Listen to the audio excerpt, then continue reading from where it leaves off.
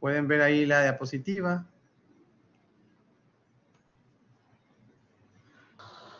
Sí, sí se ve. Ok, muchísimas gracias.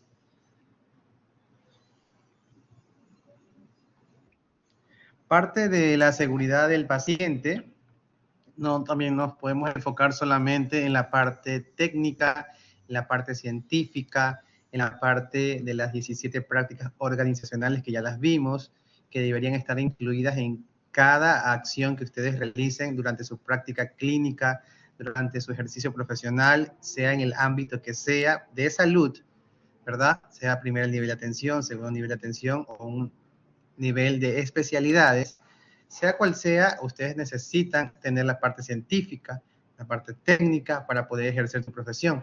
Pero ¿qué hay de la parte humana? ¿Qué hay de la parte de la atención centrada en el paciente?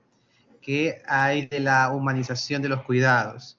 Yo quisiera saber cuántos médicos o cuántas enfermeras tenemos conectados ahora, y no solamente la humanización es de enfermería, la humanización es de todo el equipo de salud. Entonces, si no nosotros no aplicamos esto durante nuestro ejercicio profesional, no estamos hacia ningún lado. Recordemos que el paciente es un todo, ¿verdad? No es un aparato y sistemas nada más. El paciente tiene signos y síntomas, sí. Tiene aparatos y sistemas, sí. Pero también es un paciente que piensa, ¿verdad? Que tiene una ideología, que tiene sentimientos, que tiene emociones, que es un ser humano. Y cuando está enfermo, está desvalido, ¿verdad? Necesita autoayuda, necesita que le fomentemos ayuda, necesita rehabilitación en salud. Entonces, no podemos ser mecanizados, ni solo científicos, ni solo técnicos, si no hacemos una atención centrada en el paciente y decirle, buenos días, ¿cómo está? ¿Cómo se siente? Hoy ha mejorado en relación al día de ayer. Quisiera algo especial que yo le colabore para que usted se sienta mejor. ¿Qué hay si salimos a tomar el sol? ¿Qué hay si le doy su comida favorita? O quiere hablar con un familiar suyo. Basta unos 2 minutos que nos tomemos en decir estas palabras. Él va a sentir alivio, va a sentir paz, va a sentir que es importante, que es interesante, que alguien se está interesando en él, ¿verdad? Y cuando también hablamos de atención centrada en el paciente, en la parte de la humanización, también hablamos de la individualización de los cuidados. Individualización de los cuidados. Yo, si bien es cierto, puedo conectar a un paciente en hemodiálisis o el médico le prescribe una diálisis peritoneal a un paciente, pero siempre va a ser individualizada de acuerdo a la necesidad clínica, ¿verdad? De acuerdo a cada paciente. Cada paciente es un mundo y cada paciente, ¿verdad? Responde a un tratamiento de diferente manera. Entonces, si nos mecanizamos, si nos estandarizamos, también estamos yendo de la manera incorrecta. Entonces, la atención centrada en el paciente debe prevalecer de diferentes aristas, de diferentes ejes, tanto en la parte clínica, ¿verdad? En la parte farmacológica, en la parte del tratamiento y también en la parte humana. El paciente es un ser biopsicosocial que interactúa, que tiene emociones, que se deprime, que se alegra, que tiene carencias, y eso también realmente el manejo de la ansiedad de un paciente hospitalizado y evitar que haga delirium, decirle estamos hoy día sábado, es la tarde, es un día soleado, salí y hubo lluvia, está lloviendo, y al paciente conversar de pronto una cuidados intensivos, que ya está el paciente despierto, que ya está sin sedación, eso ayuda muchísimo a la rehabilitación de un paciente y evita el delirium. Y eso también es ayudar a evitar complicaciones en el paciente, ¿verdad? Tenemos también, el siguiente tema es la consulta de enfermería. La consulta de enfermería, si bien es cierto, en diálisis peritoneal existe, ¿verdad? Pero ¿qué hay de la consulta de enfermería en las clínicas de hemodiálisis en pacientes ambulatorios? El paciente de ambulatorio en hemodiálisis asiste a psicología, asiste con el nefrólogo, asiste con el trabajo social, etcétera. Pero yo no veo que todas las clínicas, al menos no todas, tengan también la consulta de enfermería en hemodiálisis de pacientes ambulatorios, pero sí las hay en consulta de enfermería en cuanto a diálisis peritoneal. Sí la hay, y es muy importante porque tú ahí en la consulta de enfermería puedes detectar signos y síntomas, cómo llega con su presión arterial, cómo llega con su frecuencia cardíaca, si hace fiebre, no hace fiebre.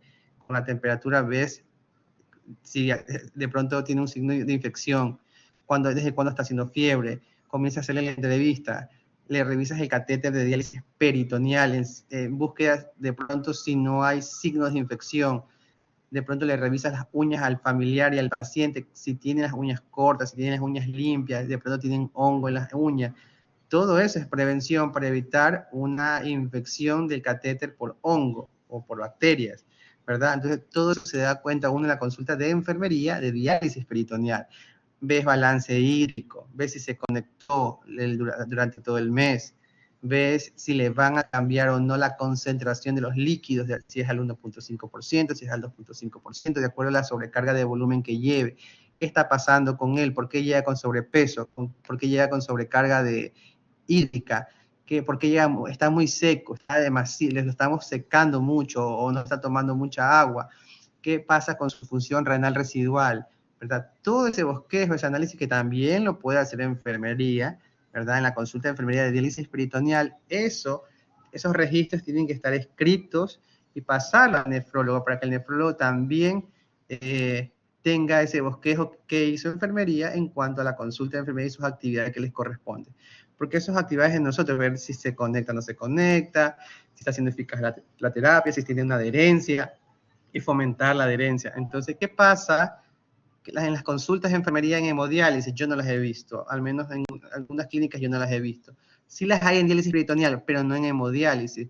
Y también el paciente en hemodiálisis es un poquito más desordenado porque ellos van solo 3 veces a la semana a una clínica, ellos creen que es que se sientan y tienen que sacarle el líquido que ellos llevan de más, sin saber pues, que también hay tener una sobrecarga hídrica o tener más de 3, 4 kilos de que tener uno que sacar en cada sesión, no en cada semana, en cada sesión, es un esfuerzo cardíaco absoluto. O sea, él está haciendo esforzar su corazón, porque tenemos que ultrafiltrar demasiado, y a veces es imposible de ultrafiltrarle o sacarle el líquido al paciente 3, 4 kilos en 4 horas. O sea, pasarse de 1 kilo por hora es esforzar a ese corazón, que si bien es cierto, los pacientes renales ya tienen falla cardíaca, unos tienen insuficiencia cardíaca, otros tienen falla de las válvulas, otros tienen colocados stent, otros tienen colocados incluso ya han realizado infartos agudos del miocardio, le han hecho marcapasos, le han hecho cateterismo y ya tienen un síndrome cardiorrenal y ni aun así no se educan en el manejo correcto de los líquidos, llegan sobrecargados. Entonces, eso se puede ver en el día a día cuando el paciente asiste a hacerse la sesión, claro. Pero ¿qué hay de hablar con una enfermera? Que la enfermera le haga ver el historial del mes de cómo llegó con una sobrecarga hídrica, ¿verdad? Que hayan registros de eso y que la enfermera se lo pueda dar a notar. Mire, usted durante el mes del 100% del mes, usted el 90% del mes vino con sobrecarga hídrica, usted está esforzando su corazón, hacerle conciencia y hablar con el familiar para que también coadyuve con el tratamiento y el manejo de las complicaciones. Y así estamos previniendo complicaciones. También en la monitorización de la farmacología. De pronto el paciente llega muy hipertenso, ¿verdad? ¿Está con qué antihipertensivos está? Con losartán, con alodipino, tiene algún beta bloqueante, tiene algún antiagregante plaquetario, está tomando, qué le faltó, ver los exámenes de laboratorio, si la urea está bien, la creatinina ha descendido, porque también se le hace controles mensuales al paciente de urea, creatinina, que son los azoados que se elevan en la falla renal, y los electrolitos, como los electrolitos, etcétera, etcétera. La enfermera también puede ver valores de laboratorio y dar una alarma que el paciente de pronto está siendo subdializado, podría ser, o de pronto el paciente no está cumpliendo las indicaciones de la nutricionista. Entonces, dar esas alarmas sería muy importante, involucrar la consulta de enfermería también en hemodiálisis. Y la monitorización de la farmacología. De pronto hay que cambiar antihipertensivos y se le hace un llamado al doctor a hacerle hincapié. Este paciente ha venido con estas presiones el histórico de las presiones, cómo ha sido, si se ha descendido, si se ha mantenido normotenso, si está hipotenso, si está hipertenso, y de acuerdo a eso el nefrólogo pues va a prescribir los antihipertensivos según la necesidad individualizada de cada paciente. Entonces, así también fomentamos la adherencia al tratamiento y también eso en cuanto a la parte ambulatoria, pero si llegamos a tener un paciente renal crónico o renal agudo en la área hospitalaria, ahí ingresa la parte de la monitorización intrahospitalaria de dispositivos invasivos. Cuando un paciente está invadido, ya sea con vía central, con sonda vesical o intubado, nosotros tenemos que monitorizar esos dispositivos invasivos para evitar bacteremias relacionadas con el uso del catéter de hemodiálisis o relacionadas con el uso de vía central, monitorizar los paquetes de prevención, de cuidado e higiene del catéter urinario para prevenir las infecciones del tracto urinario, ¿verdad? Y si ya es una falla renal aguda y si hace una infección urinaria, estamos injuriando más a ese riñón, ¿verdad? Y podemos llevarlo incluso a una falla renal crónica. Entonces, de pronto, si el paciente no necesita ya la sonda vesical, fomentar el retiro. Si el paciente ya no necesita la vía central, fomentar el retiro para evitar que se infecte. Si el paciente ya tiene mucho tiempo con ese catéter de hemodiálisis, fomentar la creación de la fístula. Por eso ya depende de nuestra monitorización. Si nosotros no llevamos datos de nuestros pacientes renales crónicos, de cuándo fue colocado tal dispositivo, de cuándo fue retirado, y cuando ya debería cambiarse, eso es lo que tiene que hacer enfermería en cuanto a la monitorización intrahospitalaria de dispositivos invasivos en pacientes renales crónicos que asisten o agudos que estén en una institución hospitalaria o que estén ingresados en la unidad de cuidados intensivos. Eso es lo que debería hacer enfermería y así evitamos complicaciones y eso es una calidad asistencial y también es prevenir todas las complicaciones que ya mencioné y es seguridad del paciente. Vamos a entrar al control de prevención de infecciones asociadas a atención de la salud. Y ahí me voy a detener un poco para hablar con ustedes. Quiero que me digan cuántos se han adherido a esta práctica. ¿Cuántos creen que es la práctica primordial y prioritaria para la prevención de infecciones asociadas a atención de la salud? ¿Quién me dice? ¿Cuál es mejor, lavarse las manos con agua y jabón o el alcohol gel? ¿Quién da más? ¿Quién cree que es mejor una práctica y la otra no? ¿Cuál es mejor?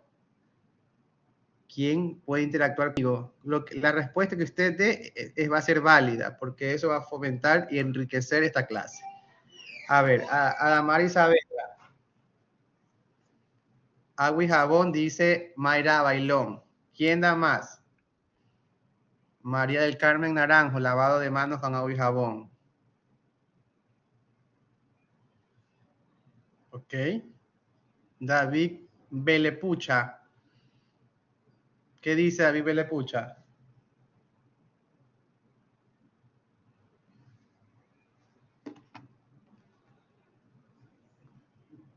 Miranda Kerly.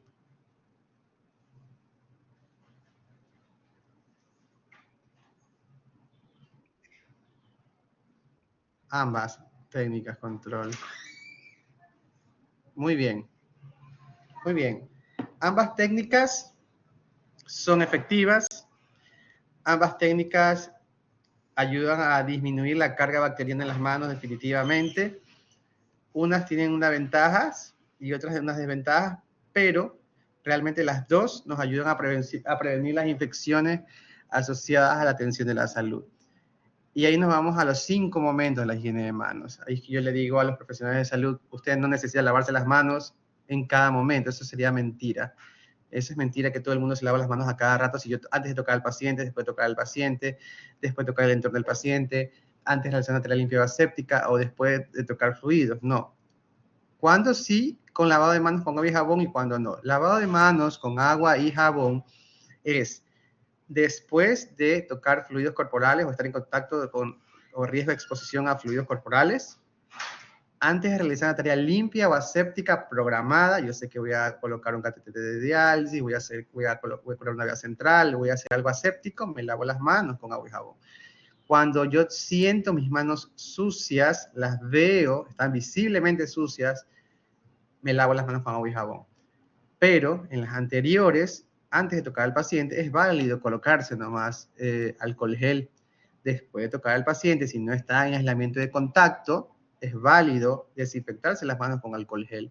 Después de tocar el entorno del paciente, llámese entorno del paciente, toda la unidad del paciente, pelador, barandales, almohadas, bombas, ventilador, máquina de hemodiálisis, etcétera. Todo eso es el entorno del paciente. Luego que yo manipulo el entorno del paciente, me puedo colocar alcohol gel.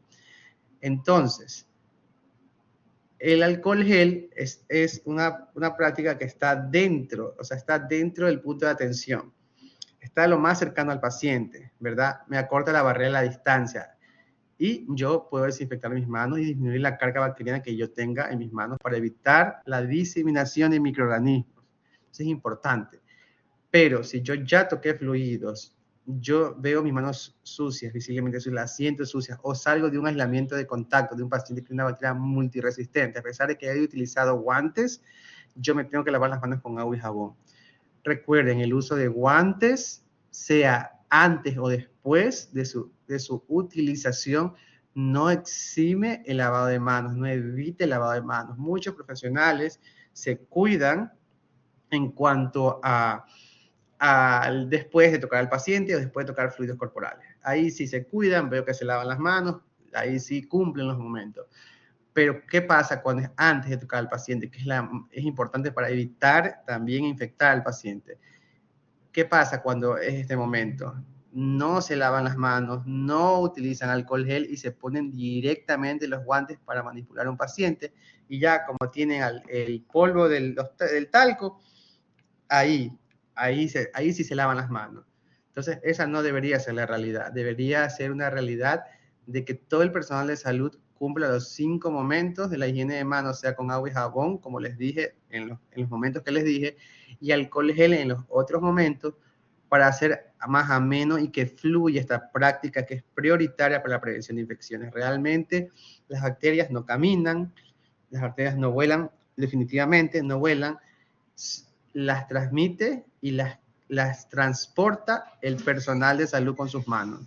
Las manos son el vehículo de transporte de los microorganismos y hay pacientes que llegan sin ningún microorganismo y resulta que a la semana de estar hospitalizado, este paciente experimenta una infección asociada a la atención de la salud por bacterias multiresistentes que le prescriben tigecyclina y colistin y vemos que no hace efecto, el paciente se complica, tiene fiebre, tiene taquicardia, tiene diaforesis, los exámenes de laboratorio no mejoran, leucocitosis, PCR elevada, procalcitonina elevada, todos los marcadores infecciosos elevados y vemos que la tigecyclina y colistin, que son un antibiótico de amplio espectro, no funcionan y tienen que escalar a Savicefta, y de pronto sí, y de pronto no hace un efecto terapéutico deseado y los pacientes fallecen por las manos del personal. Y no solo por tocar las manos, por tocar los dispositivos invasivos con las manos contaminadas, porque esa es la puerta de entrada de los microorganismos. Las manos, el vehículo de transporte, y la puerta de entrada de los microorganismos, de las bacterias o de los virus, los parásitos, los hongos, las esporas, es por medio de los dispositivos invasivos, cuando el paciente está intubado, cuando el paciente está con vía central, cuando el paciente tiene sonda vesical, cuando el paciente tiene catéter de hemodiálisis, cuando el paciente tiene catéter de diálisis peritoneal. Ese catéter, si usted no se lava las manos, si usted no se pone mascarilla, si usted no hace los pasos como debe de ser, hace la limpieza y desinfección del área donde usted va a utilizar para conectar a su paciente, ese paciente le da peritonitis. Le da porque le da peritonitis y el paciente experimenta un dolor abdominal súper agudo, un dolor abdominal que no se le desea a nadie. Yo lo he visto, como los pacientes tienen retorcijones, calambres de lo que les duele el abdomen, fiebre y ese líquido turbio, ese líquido totalmente contaminado. Entonces vemos que el paciente tiene que entrar en antibiótico-terapia, quién sabe si es un organismo multiresistente, microorganismo multiresistente, y tenga que retirarse el catéter de diálisis peritoneal y colocarse otro, o ir a hemodiálisis por un tiempo y luego regresar a diálisis peritoneal. Todas esas complicaciones se dan por no lavarse las manos, y eso lo hace el personal de salud, o en el caso de diálisis peritoneal, en la casa, el familiar que aprendió la terapia, o el paciente si es que tiene su visión muy bien, está anímicamente bien, se vale por sí mismo, a veces son los pacientes quienes se conectan. Entonces, el reentrenamiento de este lavado de manos también tiene que ser con los familiares, definitivamente. Cuando van a consulta de enfermería mensualmente, tiene que el paciente dar una devolución del procedimiento de lavado de manos. El paciente, si es que se conecta el paciente, y el familiar, que es el responsable de la terapia. Ustedes tienen que estar monitorizando el lavado de manos del personal de enfermería y del familiar y del paciente. Definitivamente es un tema importante que la gente lo toma a la ligera, pero es de conciencia. Es de conciencia de decir, yo no quiero causar eventos adversos en mi paciente. Yo no quiero causar infecciones asociadas a la atención de la salud. Si mi paciente tiene dispositivos invasivos, es una puerta de entrada para el microorganismo, es mayor riesgo. Si mi paciente tiene una patología que de por sí lo inmunodeprime, que de por sí ya es bastante riesgo para que cualquier bacteria oportunista aparezca y lo infecte, más aún lo debo de cuidar. Entonces, ¿cuál es el mensaje del día de hoy? Precaución universal con todos los pacientes. Todos los pacientes son contaminados hasta que no se demuestre lo contrario. Todos los pacientes aplico medidas universales para prevenir infecciones en los pacientes, para evitar la diseminación de los microorganismos entre paciente y paciente, e incluso no llevarme esos microorganismos a mi casa, en la ropa y en las manos, para luego meter la ropa en la lavadora, o llegar con mis manos llenas y cargadas de microorganismos. Abraza a su hijo, abraza a su esposo, a su hija, a su mamá, y estamos transmitiendo, porque nos llevamos esos microorganismos a nuestras casas.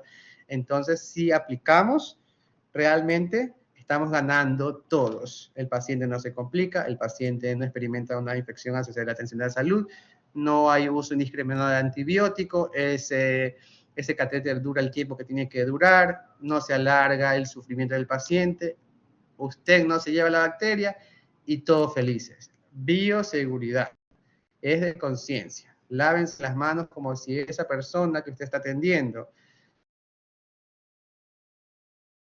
sea su papá, sea su mamá, sea su hijo, o sea usted mismo, atienda al paciente como usted le gustaría que lo atienda. A mí no me gustaría ir a un hospital y que yo vaya por un motivo y que salga con KPC. No me gustaría. No me gustaría llevar a mi mamá a hacerla atender. No me gustaría que salga con KPC o con Acinetobacter baumannii multiresistente. No me gustaría. Entonces, esto es de conciencia y de práctica y de fomentar adherencia en el lavado de manos. Ok. Entonces seguimos con el alcohol gel. El alcohol gel es 8 pasos, lo dice la Organización Mundial de la Salud, 8 pasos, y es de 20 a 30 segundos.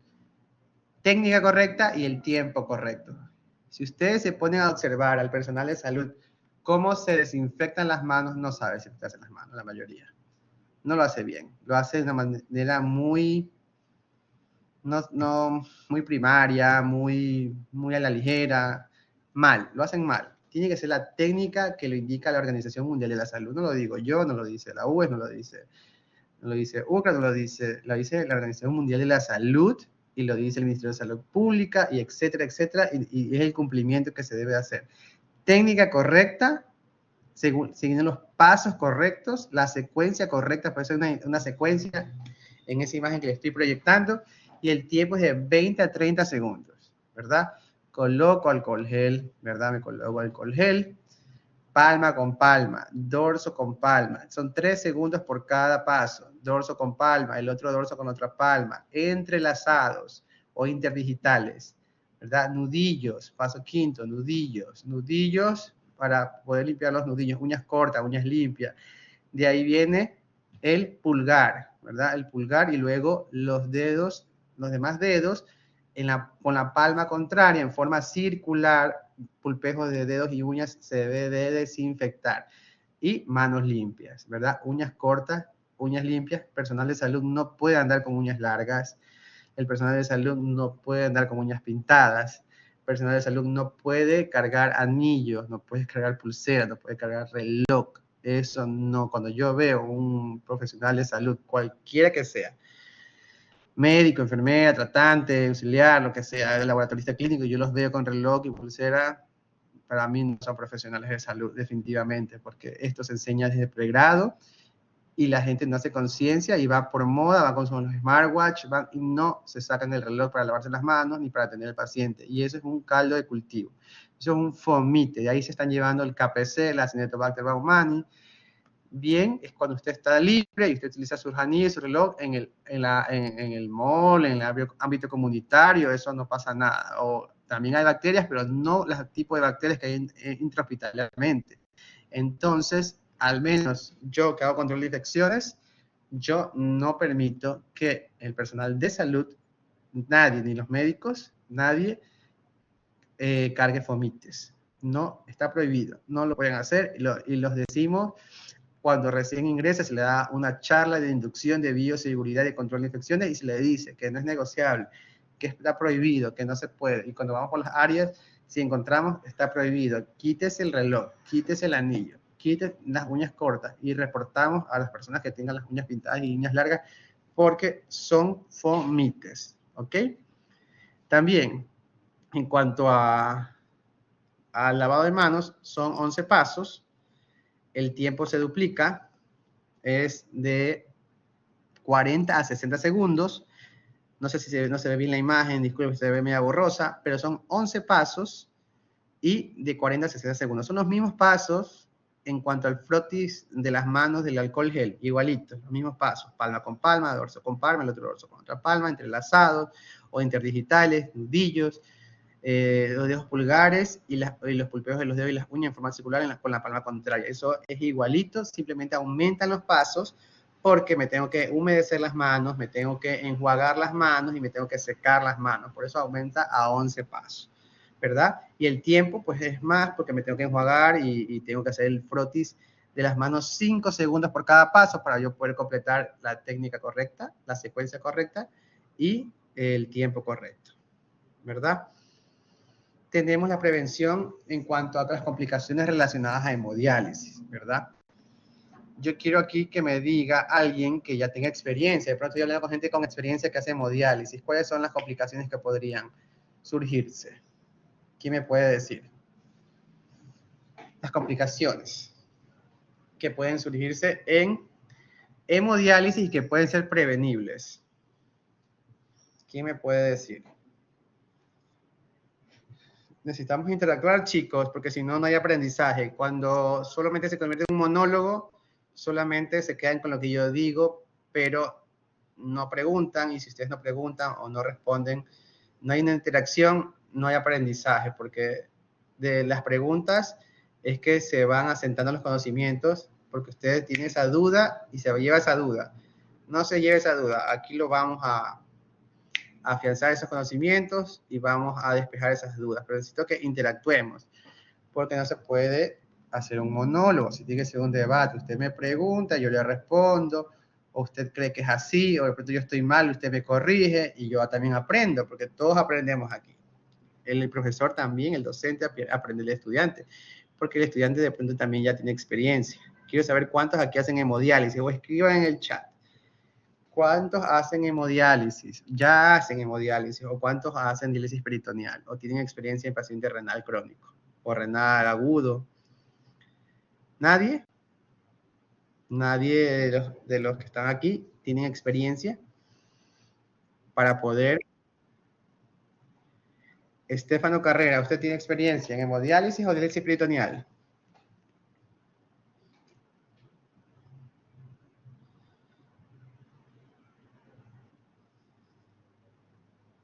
¿Diálisis peritoneal o hemodiálisis? Hemodiálisis, muy bien. Bueno, entonces vamos a ver muchas gracias por responder, Estefano Carrera. Prevención de complicaciones relacionadas a hemodiálisis, ¿verdad? Cuando yo tengo un paciente, vamos a hablar de la parte intrahospitalaria, No vamos a hablar de la parte, luego hablamos de la parte de cuando un paciente llega a una unidad de diálisis ambulatoria. Cuando un paciente renal crónico llega a una unidad de cuidados intensivos por otras complicaciones, cualquiera que sean, debe haber una valoración de enfermería definitivamente. No podemos mecanizarnos, ya lo dije anteriormente, y usted puede utilizar la valoración de enfermería o la valoración médica, si hay médicos aquí, ustedes pues también hacen su valoración de signos y síntomas de acuerdo a aparatos y sistemas, está muy bien, pero enfermería también tiene su propia valoración. Usted puede identificar disfuncionalidades con los patrones funcionales de enfermería, que son 11. Entonces, si usted aplica la valoración rápidamente con los 11 patrones o los patrones afectos que usted cree que está, usted va a llegar a un diagnóstico de enfermería.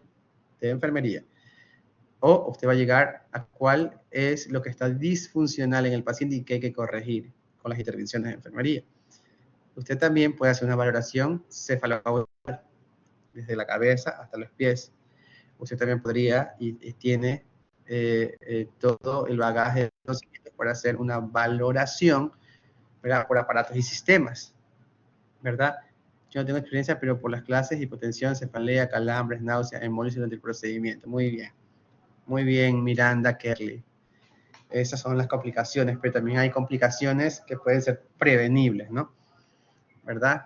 O que pueden ser ajustadas durante el tratamiento.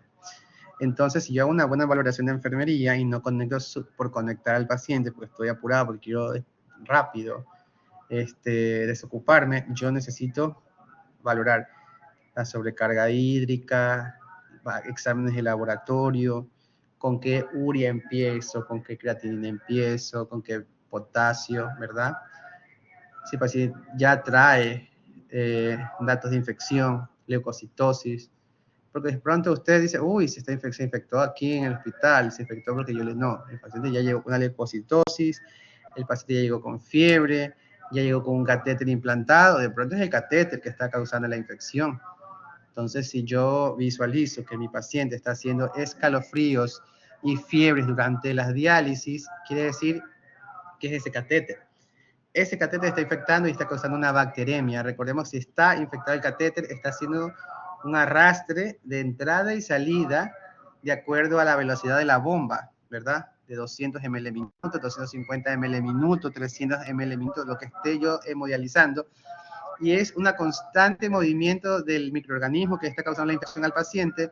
Entonces, yo puedo decir, el paciente cuando aquí llegó con leucocitosis, llegó con la PCR elevada, llegó con procalcitonina elevada, hizo fiebre durante diálisis, ese catéter tiene signos de infección, entonces esa infección no es realizada en este hospital. El paciente ya vino con una infección y hay que tratar esa infección, hay que tomar un retrocultivo para ver qué microorganismo está causando esa infección y que el médico pueda tomar la decisión si comienza tratamiento antibiótico-terapia o si retira el catéter, ¿verdad? Si retira el catéter porque ya ese microorganismo es multiresistente. Entonces, eso es lo que tiene que, pero la enfermería es la que tiene que dar esa voz de alerta mediante la valoración, porque usted es el que lo hemodializa, usted es el que hace la terapia, usted es el que ve los cambios bruscos que realiza el paciente durante la hemodiálisis. Paciente que no está con fiebre, paciente que hace fiebre durante diálisis, es el catéter. Es una bacteremia. Sospecha de infección de catéter de hemodiálisis por alguna bacteria, hongo o virus, parásitos, microorganismos, ¿verdad? También, por esa evaluación de enfermería, usted puede ver si es posible retirar los kilos de agua que me pide el nefrólogo que yo retire. De pronto el nefrólogo me dice, pues sácale 3 kilos, que está con sobrecarga hídrica, pero mi paciente tiene hipotensión, mi paciente está en anasarca, llámese anasarca, que es un globito, ¿verdad? Hay mucho líquido en tercer espacio, pero intravascularmente está depletado, está seco. Ese paciente yo no le puedo sacar 3 kilos en la primera sesión. Yo primero debo de rellenar el intravascular, ¿verdad? Rellenar primero de a poco con líquido para que me permita de a poco comenzar a ultrafiltrarlo y a fomentar la presión oncótica, ¿verdad? Mientras yo lleno el intravascular, de a poco, ¿verdad? Voy rellenando el intravascular también y voy sacando ese líquido de tercer espacio y lo voy ultrafiltrando. Pero si la hemodinamia no me lo permite, está muy hipotenso, ¿verdad? Si yo le relleno el intravascular con volumen y aún así no me responde a volumen, para yo poder ultrafiltrarlo lentamente y seguirlo depurando, yo tengo que indicar que por favor me prescriban o que el médico me prescriba una norepinefrina, un vasopresor para coadyuvar a que esa presión se eleve, ¿verdad? Me ayude a hacer resistencia, no vasodilatación, sino resistencia para que esa presión aumente y yo poder comenzar a ultrafiltrar y llevarme ese líquido que hay en tercer espacio. Entonces, primero le relleno el intravascular, le saco de a poco, si no mejora la presión arterial, voy al vasopresor, elevo presión arterial, ahora sí, voy sacando el líquido de a poco. Y de pronto no voy a llegar a 3 kilos que me pidieron, pero llegué a 2, que es bastante. De pronto la siguiente sesión ya mejora la hemodinamia, ya mejora la hidratación del paciente y le puedo sacar más líquido. Entonces no es sacar por sacar y llegar a la meta de ultrafiltración. No, hay que individualizar cada paciente y por eso la valoración de enfermería digo, este paciente no está tolerando. Y tampoco hay que desconectar. El paciente es hipotenso, ya lo desconecto. No, tampoco es así. Tengo que manejar la hipotensión. Si es por falta de líquido, si es por demasiada ultrafiltración que estoy fomentando en las primeras horas, le bajo la ultrafiltración, le subo el sodio, le hidrata al paciente porque lo estoy ultrafiltrando demasiado, bajo la ultrafiltración, pongo vasopresor y lo voy aguantando, dándole soporte a esa presión arterial para que ese paciente no se hipotense demasiado o severamente, que yo tenga que interrumpir el tratamiento. El objetivo es también depurar, no solamente es ultrafiltrar. Entonces, si yo solamente completo 1 hora, no estoy completando la dosis requerida de diálisis. Entonces, también estoy haciendo complicaciones en el paciente por no haber valorado previamente. Entonces, es algo que se puede evitar cuando tú valoras bien un paciente, cuando vas a hacer una hemodiálisis o a un paciente de cuidados intensivos. Y asimismo, un paciente renal agudo. Un paciente renal agudo es súper lábil a los cambios bruscos de líquidos, cuando le retiras mucho líquido, cuando le haces hipotensión, cuando le causas la hipotensión o cuando haces un flujo muy rápido las primeras diálisis, es un choque brusco de depuración sanguínea. Entonces también con el paciente renal agudo, tienes que tener mucho cuidado y ver bien los laboratorios, cómo está el potasio, cómo está la urea, si va eliminando el potasio, cómo va eliminando esa creatinina, si me responde la hemodinamia, etcétera, etcétera. Y ya ustedes podrán ver también luego las terapias de hemodiafiltración, cuando ya es un paciente muy crítico, ya es un paciente séptico, ya la hemodiafiltración, ya ahí van las terapias lentas continuas, esa es otra cosa.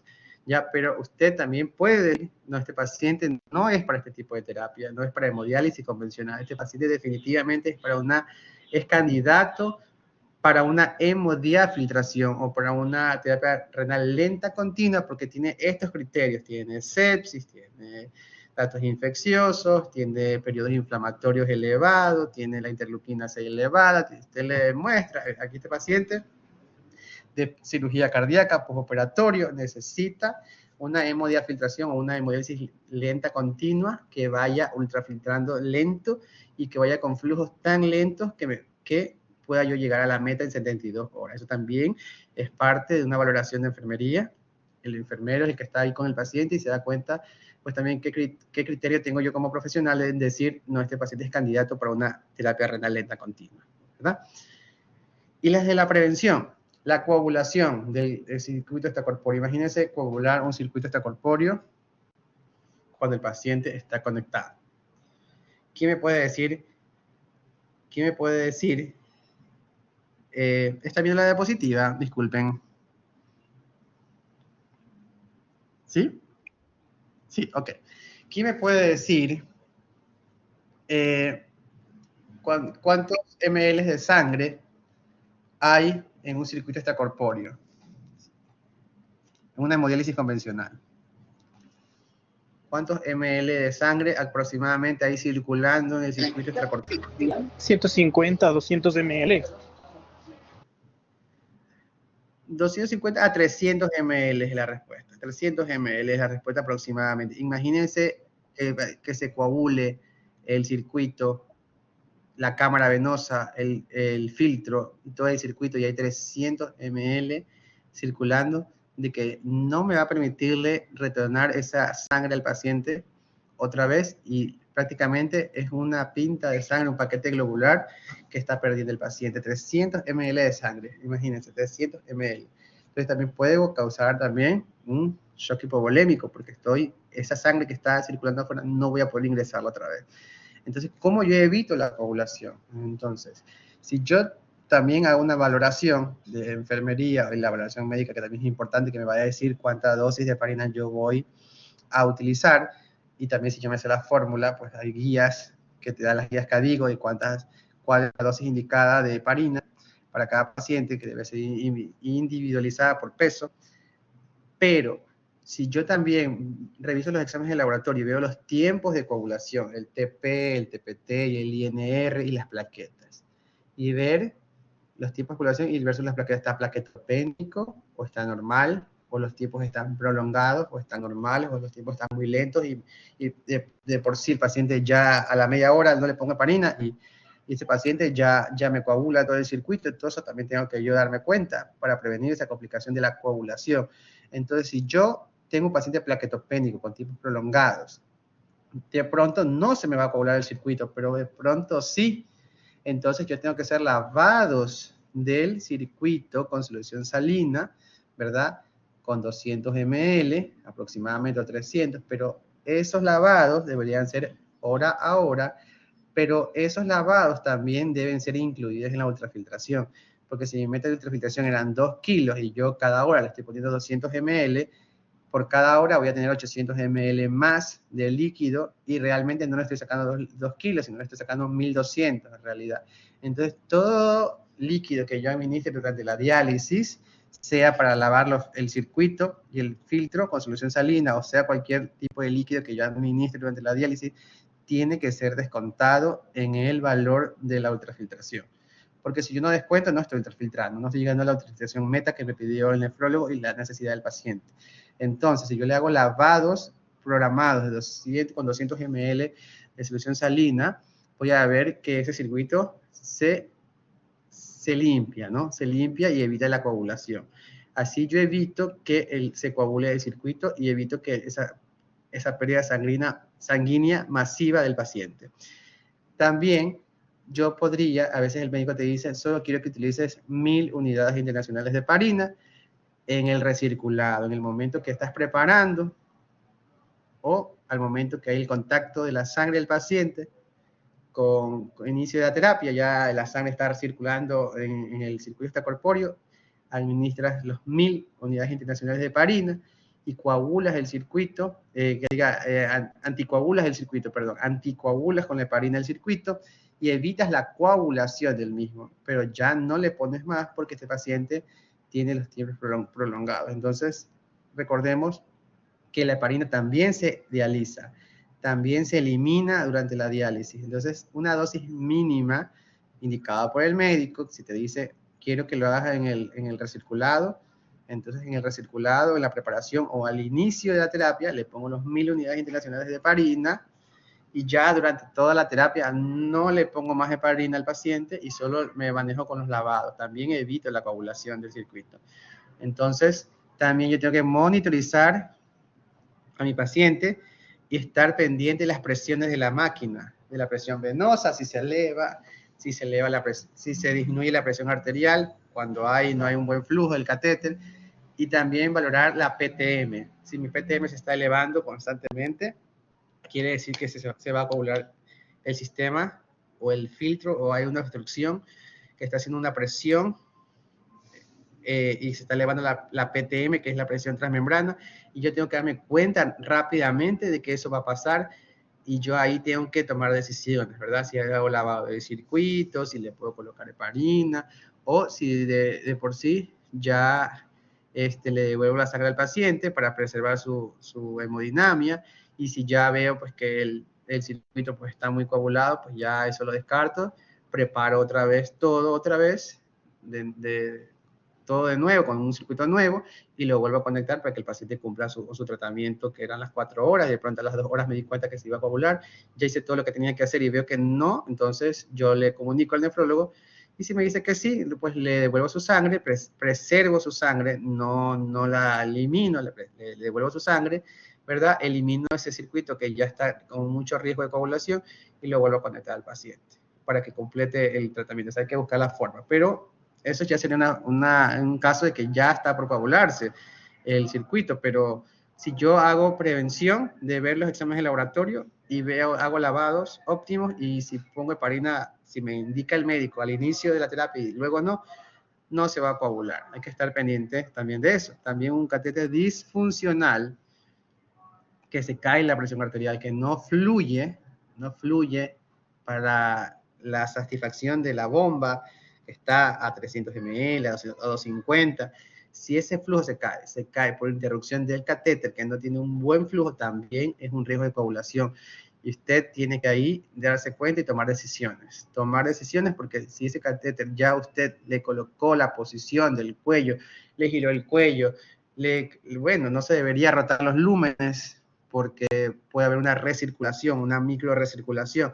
Pero si usted hizo todo lo que tenía que hacer y ese catéter no va, es mejor no insistir y decir que revisen ese catéter o que le coloquen otro catéter de prótesis un temporal, que son los que fallan, porque eso también me incita a que se coagule lo que es la circulación extracorpórea en cuanto al circuito de hemodiálisis. La hemólisis, ¿quién me puede decir qué es hemólisis? ¿Qué me puede decir que es hemólisis? Ya vieron las complicaciones. Alguien me escribió aquí arriba que ya vieron complicaciones. ¿Qué me podría causar hemólisis? Y yo puedo prevenir destrucción de los glóbulos rojos. Muy bien. ¿Y cómo yo puedo prevenir eso? Desde mi accionar como enfermero. De pronto puede pasar, pero sí, ¿cómo yo puedo evitarlo? ¿Quién me dice? ¿Verdad que a altas temperaturas, si yo la temperatura del líquido la pongo a altas temperaturas, no me doy cuenta, a más de 38, que no se debería, podría yo causar hemólisis de mis glóbulos rojos del paciente de glóbulos rojos que está conectado. Entonces, también hay que ver la temperatura del líquido de diálisis. No solamente el sodio, sino también la temperatura y etcétera. Desconexión accidental del circuito. Desconexión accidental del circuito. Imagínense, un paciente, por no fijar bien ese catéter a los lúmenes, no sellarlo bien, no ponerlo de una manera tan ordenada que el paciente no tenga acceso, de pronto el paciente se queda dormido, se ala, o de pronto el paciente está inconsciente y está con sedación y tiene un mal despertar y se va alando todo lo que es el circuito. Entonces yo tengo que precautelar eso, entonces yo tengo que dejarlo lejos de las manos del paciente, porque el paciente cuando tiene un mal despertar quiere sacarse tubos, quiere sacarse sonda, quiere sacarse de todo, y si yo le dejo a la mano el circuito, también se puede arrancar me puede desconectar el circuito. Imagínense desconectarse el circuito y la bomba está a 300 ml al minuto y eso, imagínate, una sangre que se esparcería por todo ese cubículo. Entonces, eso también es un evento adverso, también un evento adverso. Dirán, lo dice el paciente, sí, pero nosotros tenemos que precautelar que no haya una desconexión accidental, dejando no cerca de las manos del paciente. Pero si no, tenemos un paciente que no obedece órdenes. Si es un paciente tranquilo, que obedece órdenes, que está orientado en tiempo y espacio y no está complicado, obviamente lo puedo dejar cerca, no hay problema. Pero si es un paciente que yo sé que puede haber un riesgo, yo actúo en base a ese riesgo y mejor prevenir que lamentar y dejo esa conexión lejos de las manos del paciente, bien conectado, y revise cada punto de la conexión, porque puede haber un clan abierto por ahí y usted da la espalda cuando ve un derramamiento de sangre, de toda la sangre, quién sabe. Entonces, todo tiene que estar herméticamente por infecciones, todo tiene que estar sellado y para evitar el derramamiento de sangre accidentalmente, una desconexión involuntaria del circuito cuando ya está el paciente conectado. La bacteremia también es una prevención, una complicación que se podría prevenir lavándose las manos, como les comenté, según la técnica correcta y los pasos correctos, ¿verdad? Evitamos la bacteremia asociadas al uso del catéter de hemodiálisis, ¿verdad? Porque es una puerta de entrada para los microorganismos, porque es un objeto o un cuerpo extraño que está insertado en una vena y que puede ser un caldo de cultivo para las bacterias ahí. Entonces yo tengo que lavar las manos, utilizar mascarilla, el paciente tiene que ponerse mascarilla también para evitar el estafilococos aureus, que a veces pacientes o el personal de salud son portadores de estafilococos aureus, ¿verdad? Colocarme bata, no porque el paciente esté infectado, ni porque también tengo que precautelar que yo no tenga salpicaduras de sangre. Colocarme guantes de acuerdo a la necesidad. Si yo voy a hacer algo contaminado, me pongo guantes de manejo o guantes de examinación. Pero si yo voy a hacer una conexión aséptica ya estéril, ya del catéter como tal, yo me tengo que colocar guantes estériles, de acuerdo al procedimiento que estoy haciendo, ¿verdad? Entonces, a veces yo veo que se ponen guantes de manejo y están conectando.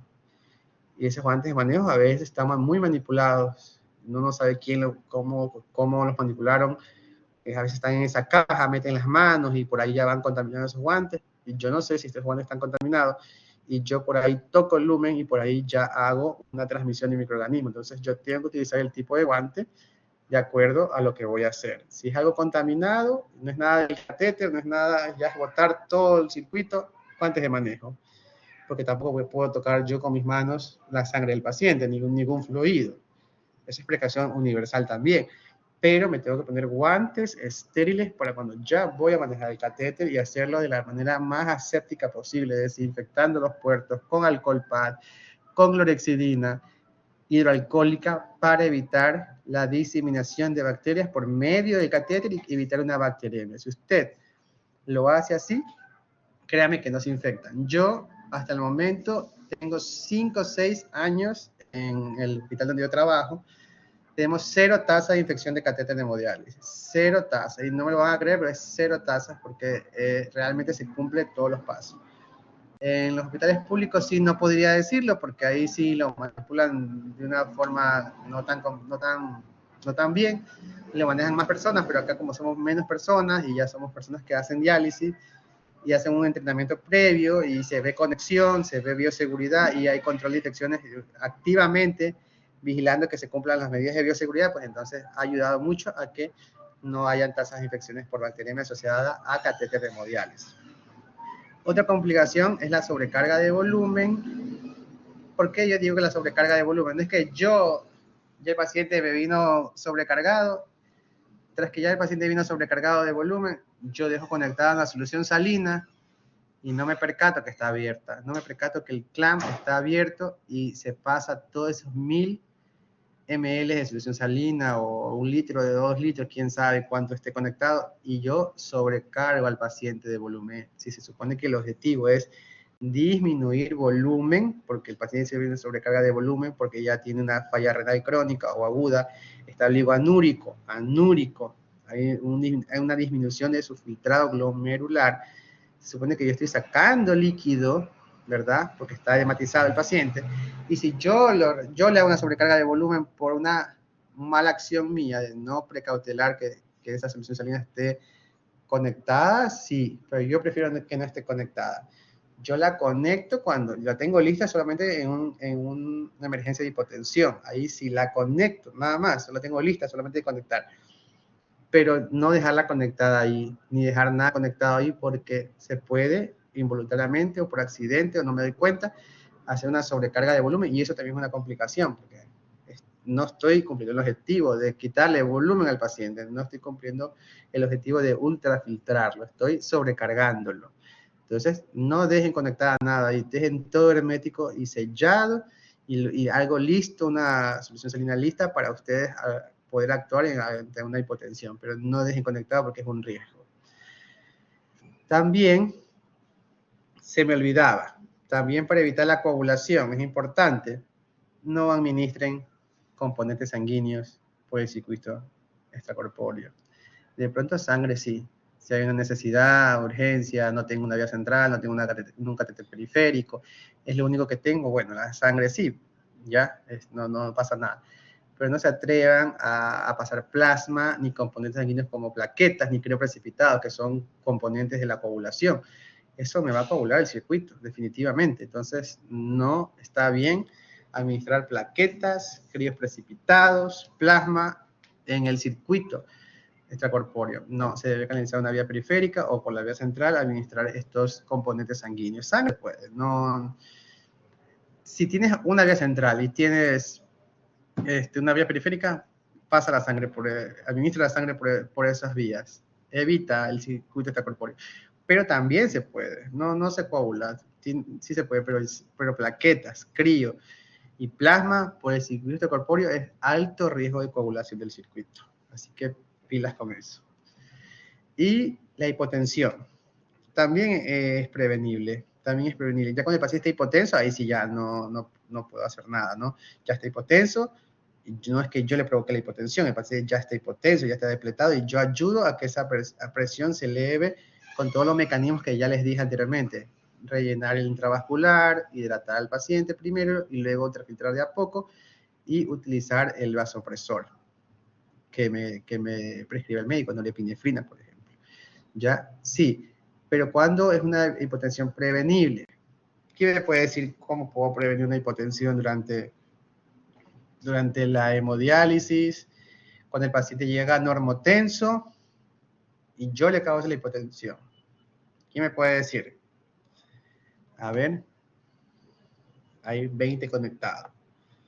¿Quién me puede decir? Alguien que tenga experiencia o que no tenga experiencia que me diga. Como cualquier idea es importante y válida. Y aquí la reforzamos.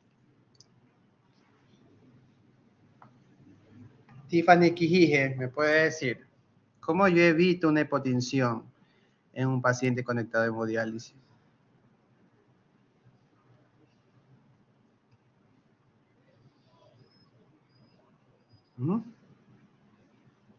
Claro, lo que podemos hacer es colocarlo en posición de Trendelenburg y también administrar líquidos para responder lo que sería la ultrafiltración que hicimos. Ya, pero eso es para manejar la hipotensión que ya está, ¿verdad? Y ahí yo mejoro porque ya está hipotenso y yo estoy haciendo esas actividades que están muy bien lo que usted me está diciendo. Pero ¿cómo yo evito esa hipotensión? ¿Cómo yo evito que el paciente se me hipotense? A ver qué me pusieron por aquí. Destrucción, modificar temperatura a 35.5 también me ayuda, claro, porque causa vasoconstricción y ayudo a que se aumente la presión arterial. También eso es un mecanismo para apoyar a la hemodinamia. Muy bien. Lo que yo quería llevarles a razonar es que también cuando yo hago una excesiva ultrafiltración versus la hemodinamia del paciente y yo esfuerzo a ese paciente a sacarle más de 1 kilo por hora, el paciente no va a tolerar y se va a chocar. Paciente depletado, hipotenso, paciente, o no hipotenso, normotenso, pero no tiene mucho volumen que retirar y no hubo una correcta valoración y de pronto no era de ultrafiltrarlo demasiado, era solamente ultrafiltrarlo 500 ml porque ese paciente sí orinaba. Entonces, si sí orina, quiere decir que no tiene mucha sobrecarga de volumen. No valoré el edema, no valoré la función renal residual. Si orina lo suficiente o orina, ese paciente no es candidato para estarle sacando demasiado líquido, porque el paciente orina, ¿verdad? Entonces, hay que ver también eso. Yo causo la hipotensión porque hago una excesiva ultrafiltración. Más de 1 kilo por hora, esfuerzo el paciente es que tengo que llegar a la mente, es que tengo que secarlo, que no siempre secar al paciente, yo tengo que individualizar, otra vez, atención centrada en el paciente, individualizo de acuerdo a la valoración previa que yo hice. El paciente orina, sí, tiene función renal residual, sí, entonces hay que preservar esa función renal residual, que a veces lo apoyan con furosemida en infusión, perfecto, el médico le prescribió furosemida para apoyar ese riñón de a poco para que no deje de orinar, pero si yo comienzo a depletarlo, a querer sacarle excesiva ultrafiltración, también estoy promoviendo que ese riñón también falle, ¿verdad? Porque no tengo mucha necesidad de ultrafiltrar, tengo la necesidad de ultrafiltrar poco, ¿verdad? Pero es más la depuración.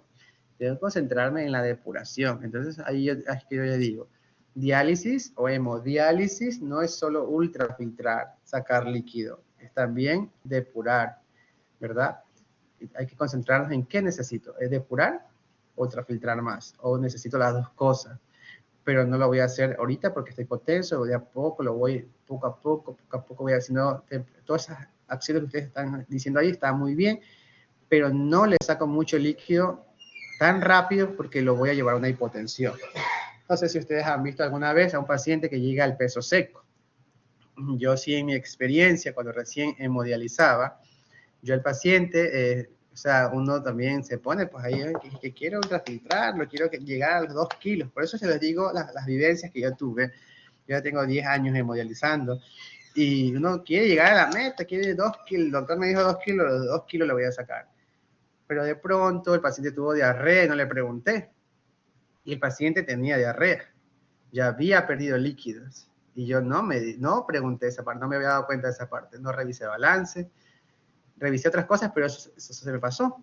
Entonces, cuando yo le voy a sacar los 2 kilos, no lo saqué más, solo le saqué los 2 kilos que me pidió el nefrólogo, ya pues el paciente había perdido como 1 litro en la diarrea que había tenido en la noche. Entonces, yo ya le estaba sacando excesivamente y el paciente se experimentó la palidez, yo vi palidez, frialdad, diaforesis, el paciente se me iba, el paciente dijo, me está pasando eso, y yo ya lo vi rápido, actué Trendelenburg, le pasé líquido, le pasé 1 litro, mejor, bueno, el paciente mejoró, pero ahí uno va aprendiendo y dice, no todo paciente es candidato a ultrafiltrar, unos hay que ultrafiltrarlos, otros hay que depurarlos, pero es de acuerdo a todo el bagaje que tenga ese paciente, si tiene diarrea, si no tiene diarrea, si orina, todo eso tienen que darse cuenta cuando hago una valoración integral del paciente. Y así evito complicaciones, evito. Eso es un evento adverso lo que me pasó a mí. Claro que sí, porque yo no pude ver que el paciente está con diarrea y le saqué mucho líquido. Entonces, también es un evento adverso. Es seguridad del paciente, chicos. Eso, y el equipo de salud debe sí o sí estar certificado en RCP avanzado. No podemos ser solo hemodializadores o solo manejar diálisis peritoneal, y la diálisis peritoneal no me causa hipotensión, también me causa hipotensión la diálisis peritoneal. Entonces, ya vamos a ver la diálisis peritoneal, no me cruzo de tema, pero el personal de salud tiene que saber RCP avanzado, ¿verdad? Básico y avanzado para poder dar los primeros auxilios, para poder dar oxigenación, masaje cardíaco y, si se requiere de dosis de epinefrina, canalizar una vía periférica si no la tiene, y si la tiene, empezar la administración de epinefrina, bicarbonato, etc. Y formar parte del equipo multidisciplinario que está en el RCP avanzado. Un enfermero que identifica un RCP o un infarto o un paro cardíaco, perdón, es un enfermero muy bien preparado y da la voz de alarma, comienza con masaje cardíaco, el paciente, llega el doctor, llega los demás equipos multidisciplinarios y yo ya me encargo pues ya de la parte de la farmacología y administrar lo que es la epinefrina, ¿verdad? O lo que me diga el momento, póngale bicarbonato, póngale líquido, etcétera. Pero yo tengo que también saber identificar cuando el paciente está en paro cardíaco, cuando está en bradicardia, así no me sepa identificar el trazado del electrocardiograma o cuando está conectado a un monitor, saber al menos el ritmo sinusal, cuando está en un complejo QRST, cuando es normal y ya cuando lo veo arrítmico y cuando está taquicárdico. Si no me sé todo, no todo lo puedo saber. El médico sí se especializa en esa parte, pero dame cuenta cuando está en un ritmo sinusal y cuando está en una arritmia, y también poder dar la voz de alerta si necesita cardiodesfibrilación o si necesita cardioversión o un RCP avanzado. Eso nosotros tenemos que, sí o sí, si vamos a manejar lo que es hemodiálisis, hemodiafiltración, o vamos a estar en las unidades de cuidados intensivos, debemos capacitarnos en RCP avanzado según las guías de la AHA, de la American Heart Association. Indica, hay cursos que se pueden hacer para certificar también, entonces tienen que hacerlo o instruirse para saber manejar un RCP avanzado, ¿verdad?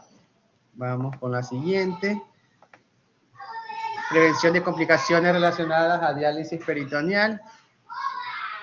Ya tenemos adherencia al tratamiento, ¿verdad? Tenemos que fomentar adherencia al tratamiento. tenemos que fomentar, ya les había hablado de la adherencia al tratamiento.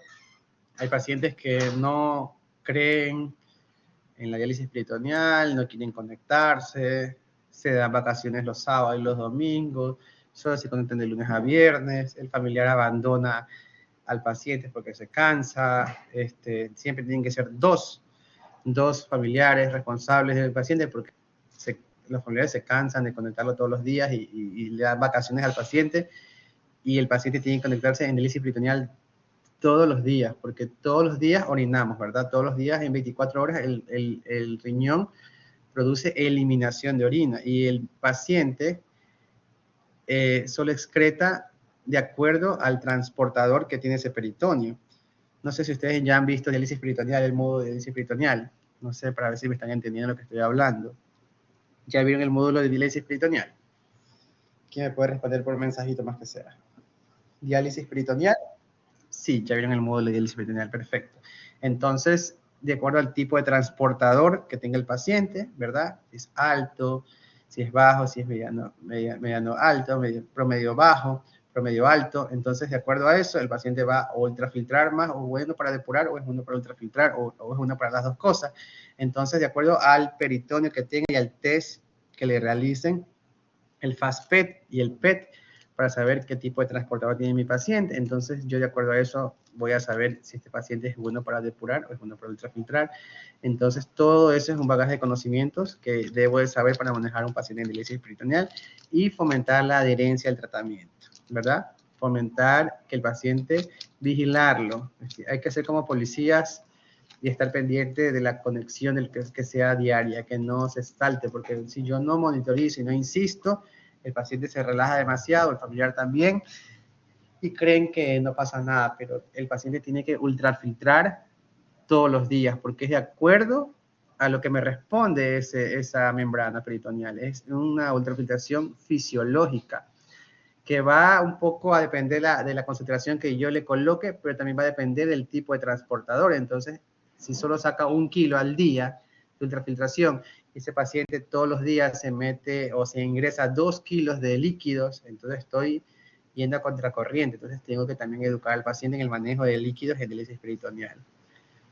No es que es libre, pero sí es menos restringido que en hemodiálisis, pero igual hay que estar pendiente de ese balance, porque si yo solo tengo 1 kilo de ultrafiltración y el paciente todos los días es 2 kilos de ingreso, entonces hay una sobrecarga de volumen también. Entonces hay que estar pendiente de eso. Capacitar del procedimiento y la higiene al paciente o al familiar.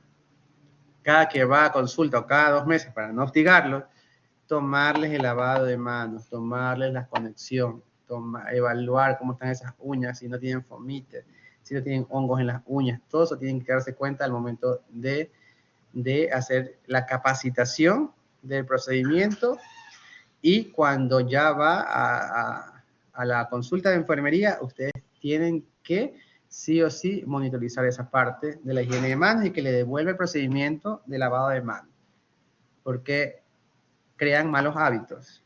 Ellos aprenden de una forma, se les enseña correctamente en la clínica de diálisis peritoneal, y en la casa hacen lo contrario. Entonces crean malos hábitos. Entonces, usted ahí refuerce, ahí se tiene que ser muy, muy estricto al momento de tomarle la retroalimentación sobre el lavado de manos y sobre las condiciones de higiene del paciente.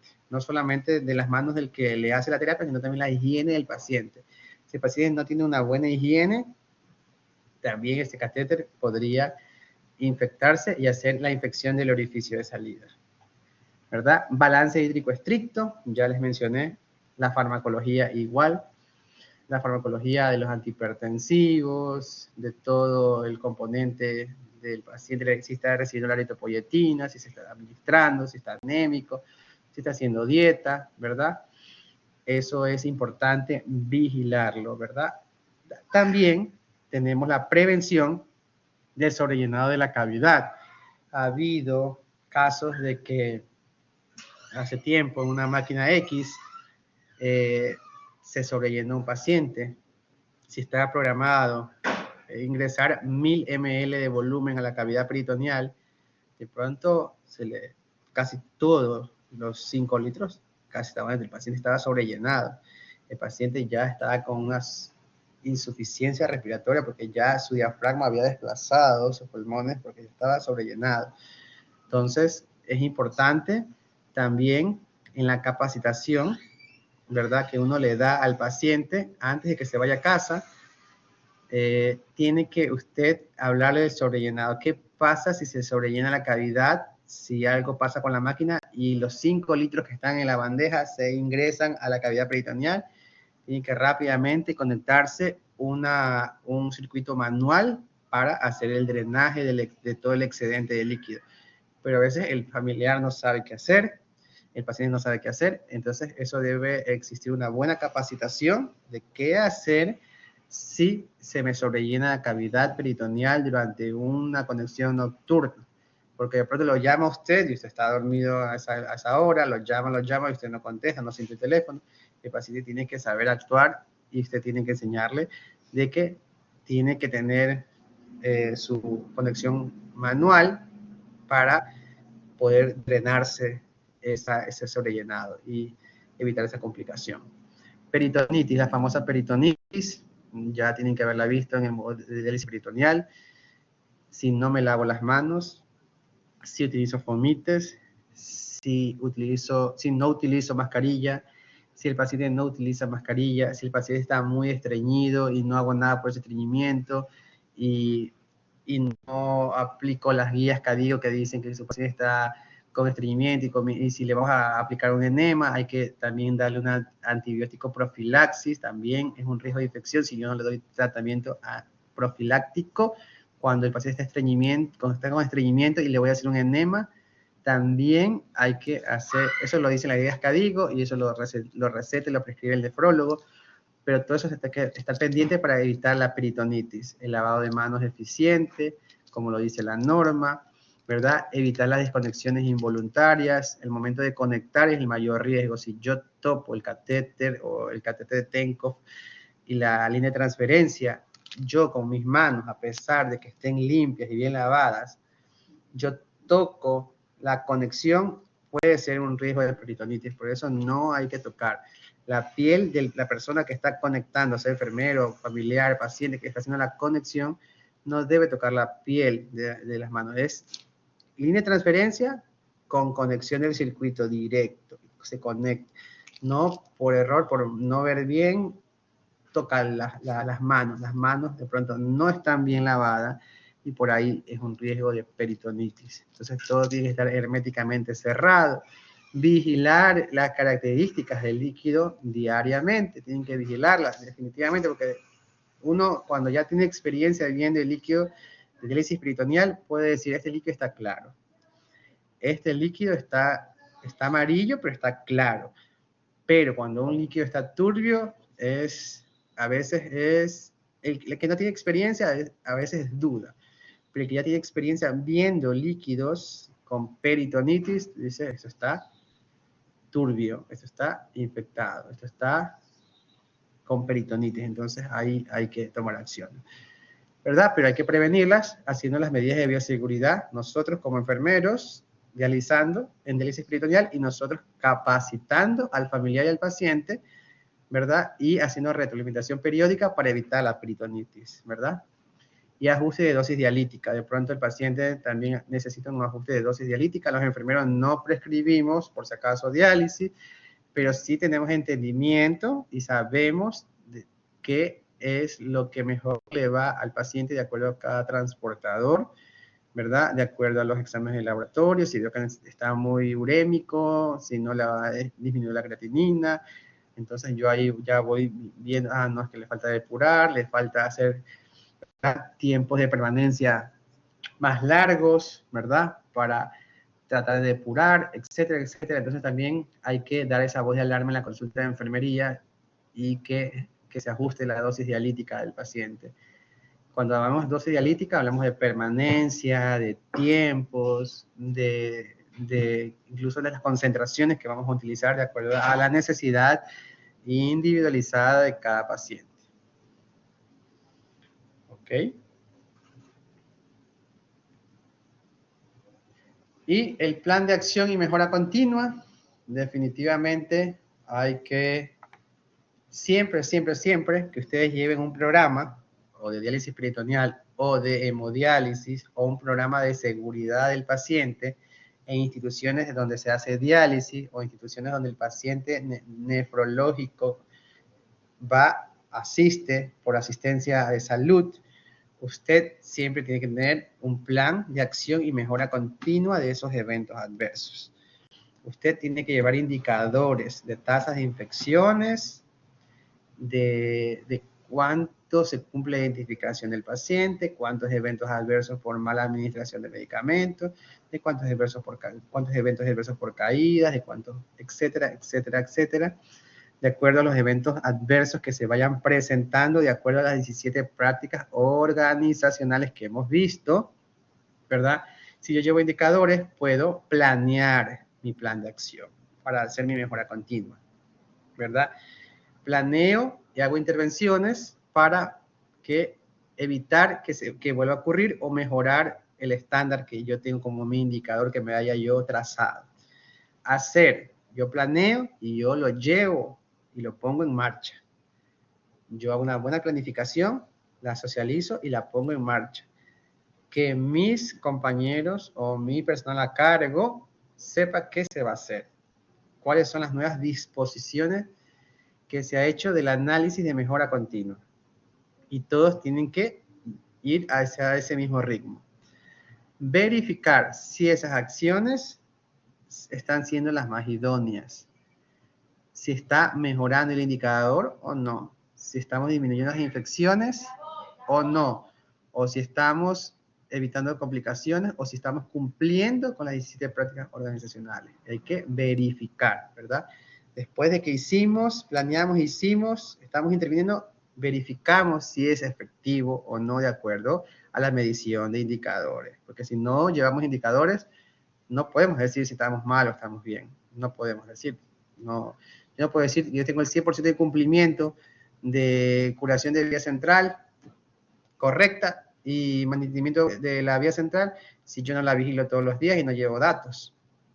Yo no puedo decir que estoy en el 70% si yo no identifiqué cuáles fueron los errores. Entonces yo tengo que llevar datos y vigilancia y monitoreo y tasas estadísticas para yo decir, estoy en este punto y retrocedí, me mantuve o avancé.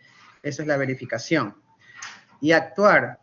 Entonces, si el plan A que yo hice no me está funcionando, pues actúo y cambio el plan B y así es el ciclo de la mejora continua.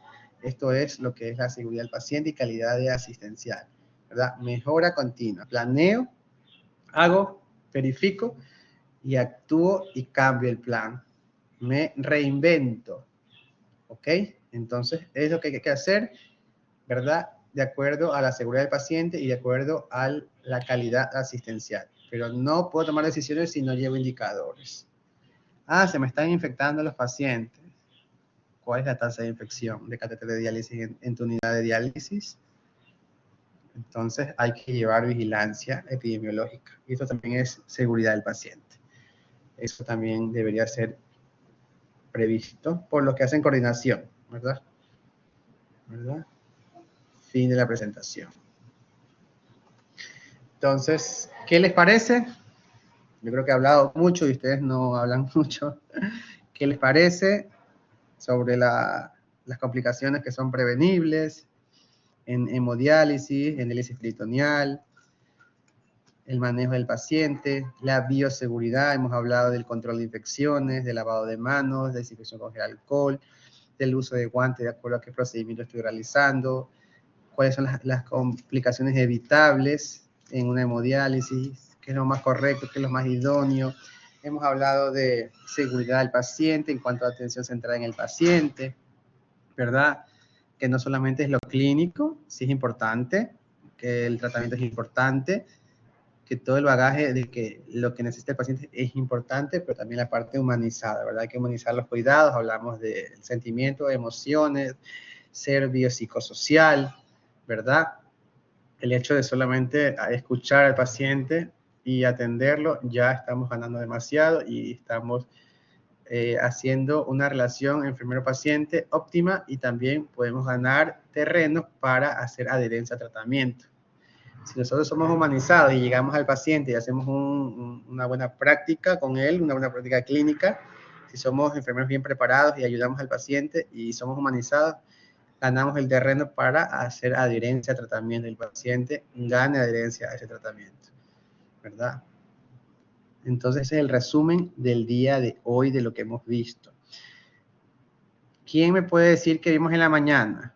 Para recordar, yo ya hice el bosquejo de lo que vimos el día de la tarde. ¿Quién me puede recordar qué vimos en la mañana?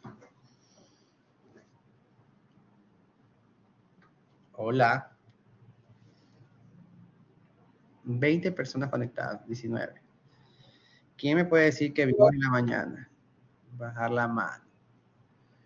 Moncada Lisette, ¿qué vimos? Hola, buenas tardes.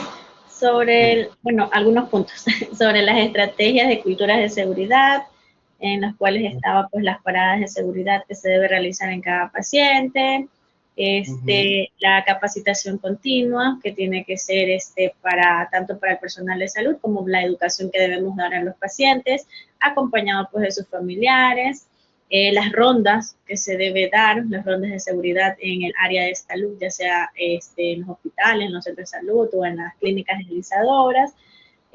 También la importancia que debemos darles a los pacientes, ya que se debe priorizar su seguridad. Muy bien, muy bien. Felicito. Creo que he llegado a la meta. Es que ustedes tengan ese conocimiento de lo que es la calidad asistencial, la que es la seguridad del paciente. Se habla mucho de seguridad, pero ¿qué es lo que realmente se hace desde mi accionar como profesional, desde mi práctica clínica? Si yo manejo las 17 prácticas organizacionales que indica el MSP, que está en el Manual de Seguridad del Paciente, y yo en cualquier ámbito que me desempeñe, sea en centro de salud, una clínica de diálisis peritoneal, clínica de hemodiálisis o ya un hospital básico o de tercer nivel, si yo aplico, ¿verdad? Si yo aplico las 17 prácticas organizacionales y yo llevo un control de ellas, yo estoy evitando los eventos adversos y el paciente se siente más seguro, su recuperación es más rápida, es más óptima y yo como profesional me siento que estoy haciendo las cosas bien. Y créanme que la conciencia, cuando uno hace las cosas mal, a uno lo aturde, pero si no, cuando termina su turno y sabes que hiciste todo bien, que estuviste pendiente de la bioseguridad, de lavarte las manos, de colocarte la bata, la mascarilla, de curar el catéter, de hacer la técnica correcta en la curación del catéter, y estuviste pero pendiente y llegas al paciente y hablas y motivas, realmente tú te sientes bien. Sales del turno feliz, cansado, pero feliz y contento. Y eso es lo que queremos fomentar, porque estamos perdiendo mucho de eso, estamos mecanizándonos demasiado. Entonces, eso es importante, que ustedes apliquen esas 17 prácticas organizacionales. Hay algunas clínicas que exigen que se las sepan y tienen que recitar las 17 prácticas, tienen que saberlas hacer y saberlas decir, ¿verdad? También existen acreditaciones como la Joint Commission International, que son acreditaciones de alto estándar de los Estados Unidos, que son muy rigurosas y estas te piden 7 metas internacionales, que me parece más resumido todo, me parece más resumido y involucra todas las 17 prácticas organizacionales. Acá creo que es muy extenso, pero no es nuestra realidad, ¿verdad? Pero 7 metas internacionales que mañana se las voy a mostrar de la Joint Commission, que también es parte de la calidad asistencial. Entonces son 7 metas internacionales, que es lo mismo, pero más resumido, pero como que más concreto, ¿no? Como que más fácil de memorizar, pues son 7 metas internacionales de la Joint Commission. Bueno, vamos a hablar acerca del artículo que les envié. Les voy a dar 10 minutos para que lo vuelvan a leer. Lo vuelvan a leer, 10 minutitos. Son 3:30, 3:40 nos volvemos a conectar para hablar acerca del artículo. ¿Ok? Si no tuvieron tiempo, a las 3 horas que estuvimos de receso, ¿verdad? ahora vamos a dar 10 minutos para darle un bosquejo a la introducción, a las partes importantes, una lectura rápida. Si desean, lo hacemos aquí. Yo digo a alguien que lea, abre el micrófono y va leyendo, y todos vamos leyendo en conjunto, o damos 10 minutos para que lo lean rápidamente. ¿Qué quieren? ¿Leerlo aquí con nosotros ahorita en este momento, o cada quien lee 10 minutos y nos volvemos a conectar 3:40? ¿Qué me dice? ¿Qué desean? ¿Qué es más fácil para ustedes? ¿Qué les gusta más? ¿Qué dice el público? 10 minutos para leer o 10 minutos para leer todos en este momento. Hola. Por el grupo de WhatsApp. Grupo de WhatsApp envié. Leer aquí y ir analizando. Muy bien. Ya. Pero necesito que lean ustedes. Yo quiero que lean usted el párrafo y ustedes, voy a ir llamando a poco para que vayan abriendo su micrófono, no abran la cámara si no desean, pero sí leyendo y analizando qué quiere decir ese artículo, que me parece importante. ¿Listo? Voy a ir llamando. A ver, está aquí Ana Quintero. Ana Quintero.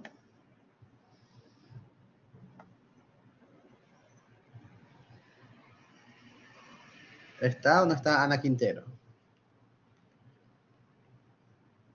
No está Ana Quintero. Andrea Murillo. Ah, Ana Quintero, ok. Sí, pues estaba buscando el documento. Ok, te espero, Ana, que busques el documento para que puedas prender el micrófono y leer no solo el resumen. ¿Qué dice el resumen? Y por favor, todos vamos siguiendo la lectura. Si vamos a hacerlo en conjunto, vamos todos siguiendo lo que vaya leyendo Ana Quintero. En cuanto al resumen, todos vamos siguiendo la lectura para poder analizarlo. ¿Qué quiere decir? No vamos a leer todo el artículo, vamos a leer ciertas partes que me parecen importantes y que deben de saberlo.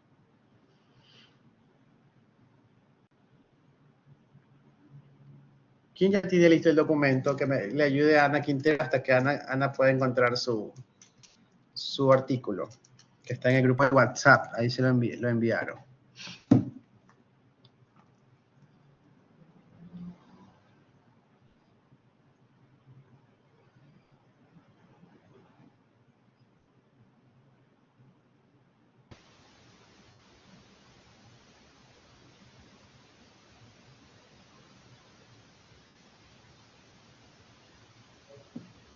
Hola.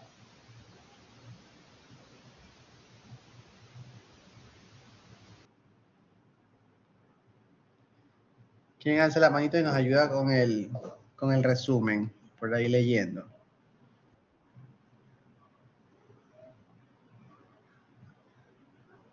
Buenas tardes.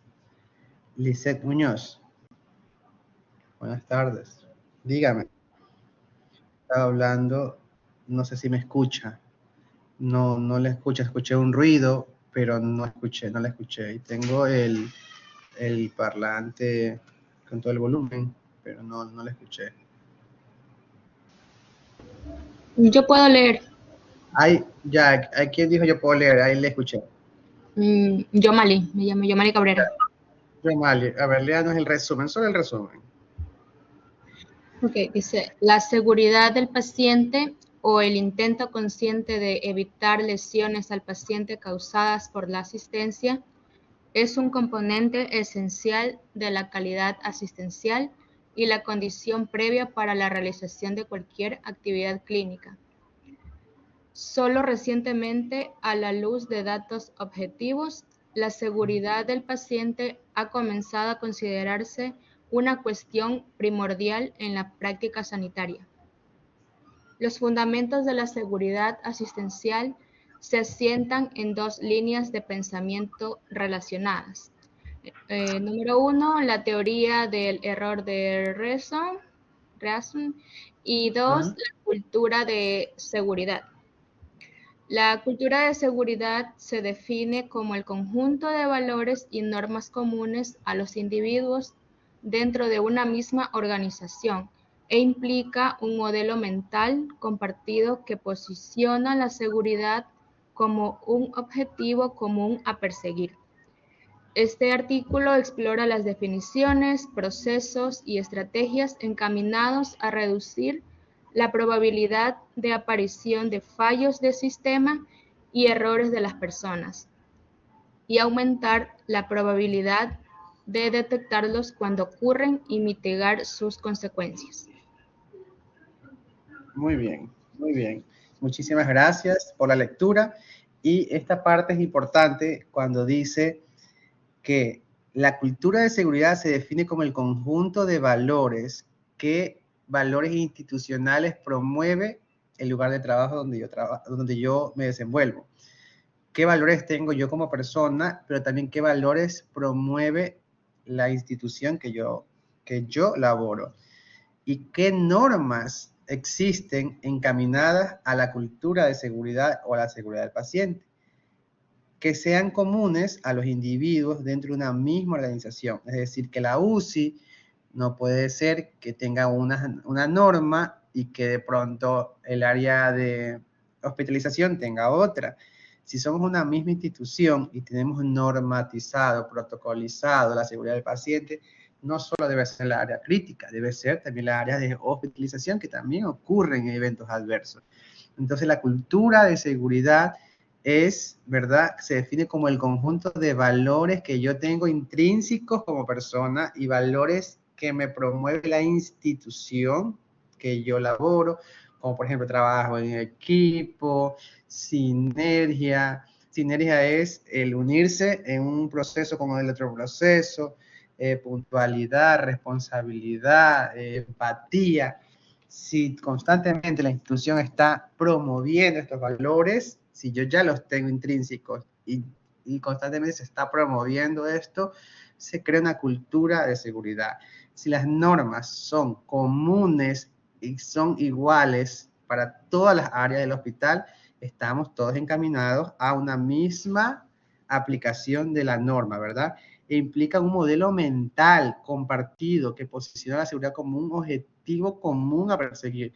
Es un modelo mental. Yo estoy mentalmente, cuando llego a una institución de salud, cualquiera que sea, llego mentalmente con mi objetivo de dar seguridad al paciente y calidad asistencial, ¿verdad? Entonces, si yo todos los días aplico mis valores intrínsecos, aplico los valores que me fomenta la institución, aplico las normas institucionales que deben ser integrales para todas las áreas, y yo aplico un modelo mental durante mi práctica clínica, yo voy a crear una cultura de seguridad. Entonces, este artículo explora las definiciones, procesos y estrategias encaminadas a reducir la probabilidad de aparición de fallos en el sistema.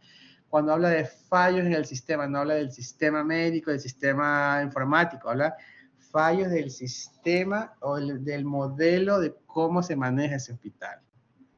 Entonces, a veces no son ustedes, a veces no es la falta de conocimiento, es la falla propia del sistema, de protocolos y normas muy tibias, muy débiles o no enfocadas a nada o no bien robustas que realmente ayuden a mitigar la aparición de eventos adversos. Entonces, también a veces son fallos del sistema. Entonces, es lo que quiere decir este resumen. Mitigar las consecuencias de los eventos adversos. ¿Quedó claro para todos? ¿Sí? Ok. ¿Quién puede leer la introducción? Más abajito está la introducción. Puede ponerlo en pantalla. Ok, vamos a ponerlo en pantalla. A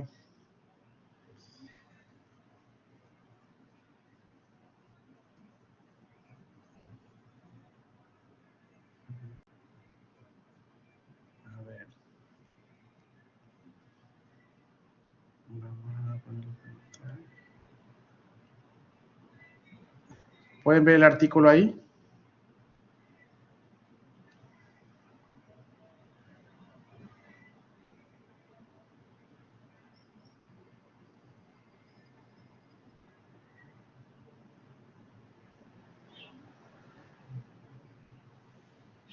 ¿Pueden ver el artículo? Sí se ve. Ya. Entonces, ¿quién puede leer la introducción? ¿Qué dice la introducción? Vamos, chicos, participen. Ya estamos por terminar. Faltan 20 minutos. ¿Quién puede leer la introducción?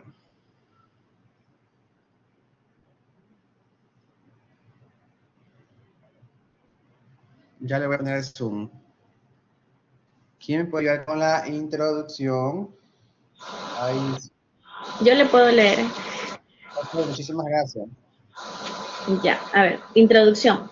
La seguridad del paciente o el intento consciente de evitar lesiones al paciente causadas por la asistencia es un componente esencial de la calidad asistencial y la condición previa para la realización de cualquier actividad clínica. Solo recientemente, a la luz los datos objetivos, la seguridad del paciente ha comenzado a considerarse una cuestión primordial en la práctica sanitaria. Este artículo explora las definiciones, procesos y estrategias encaminadas a reducir la probabilidad de aparición de fallos del sistema y errores de las personas, aumentar la probabilidad de detectarlos cuando ocurren y mitigar sus consecuencias. Muy bien, muchísimas gracias. Entonces, ahí clarito dice, la seguridad del paciente o el intento consciente de evitar las lesiones en el paciente, evitar daños en el paciente por la práctica clínica que uno ejerce a cada paciente, y es un componente prioritario para dar, realmente decir que estamos dando calidad asistencial. Y es una condición previa para cualquier actividad relacionada al paciente, cualquier procedimiento, cualquier actividad que hagamos con nuestro paciente. Solo recientemente, datos objetivos dicen que la seguridad del paciente ha comenzado a considerarse una cuestión primordial, prioritaria en la práctica sanitaria. Entonces, las definiciones de este artículo es para reducir, tratar de reducir estrategias para tratar de reducir fallos en el modelo del sistema, protocolos muy débiles, protocolos nulos que necesitan refuerzo y errores de las personas por omisión, sabiendo de que si hay un protocolo y un procedimiento que hay que seguirlo paso a paso, no lo está cumpliendo como debe de ser. ¿Verdad? Puede ser en ajustes aquí en el chat. ¿Qué es eso de puede ser en ajustes aquí en el chat? ¿Alguien sabe dónde se modifica algo del micrófono? Ah, ok. Pensé que estaba... Bueno, entonces, errores de las personas, aumentar la probabilidad de detectarlos cuando ocurren y mitigar sus consecuencias. ¿Ya? Otra cosa importante que aquí hay que leer son las dimensiones de la calidad asistencial, y pueden clasificarse en 8 categorías. ¿Quién puede leer las 8 dimensiones de calidad asistencial que estoy proyectando aquí en este momento? Las 8 que están ahí. Dimensiones de la calidad asistencial. Pueden clasificarse en 8 categorías. ¿Qué dice? ¿Quién me puede leer esas 8 componentes?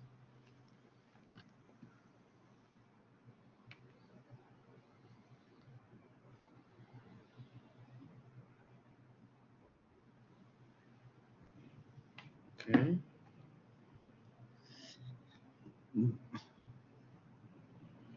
Hablamos y usted no nos escucha. Ya voy a hablar con el organizador del diplomado, porque las otras personas sí pueden hablar, las que han leído, han abierto su micrófono y han hablado, y han podido hablar. Entonces creo que alguna configuración al momento de conectarse, igual déjame y aviso para poder proseguir, pero para que sepa que hay estudiantes que tienen problemas con el micrófono. No, las personas que han hablado y han leído correctamente las he escuchado, pero los que ustedes me dicen que están hablando y no los he escuchado, no. Disculpen, pero no se escucha. Ok. Bueno, voy a proseguir con la parte Las dimensiones de la calidad asistencial pueden clasificarse en 8 categorías. Componente profesional o calidad científico-técnica, ¿verdad? Qué tan profesional, qué tan capacitado yo estoy, qué tan hábil y qué tantas destrezas yo tengo como profesional cuando estoy frente a un paciente.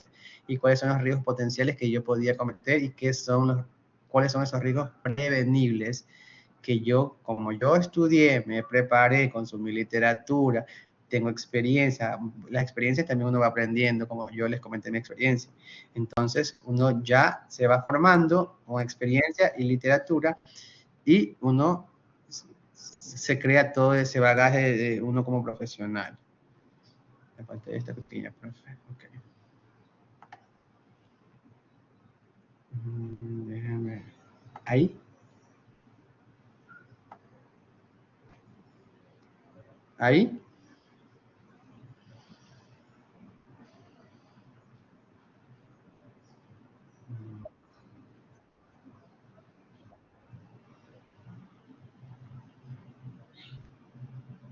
No, peor. Ahí. Déjame hacer un zoom.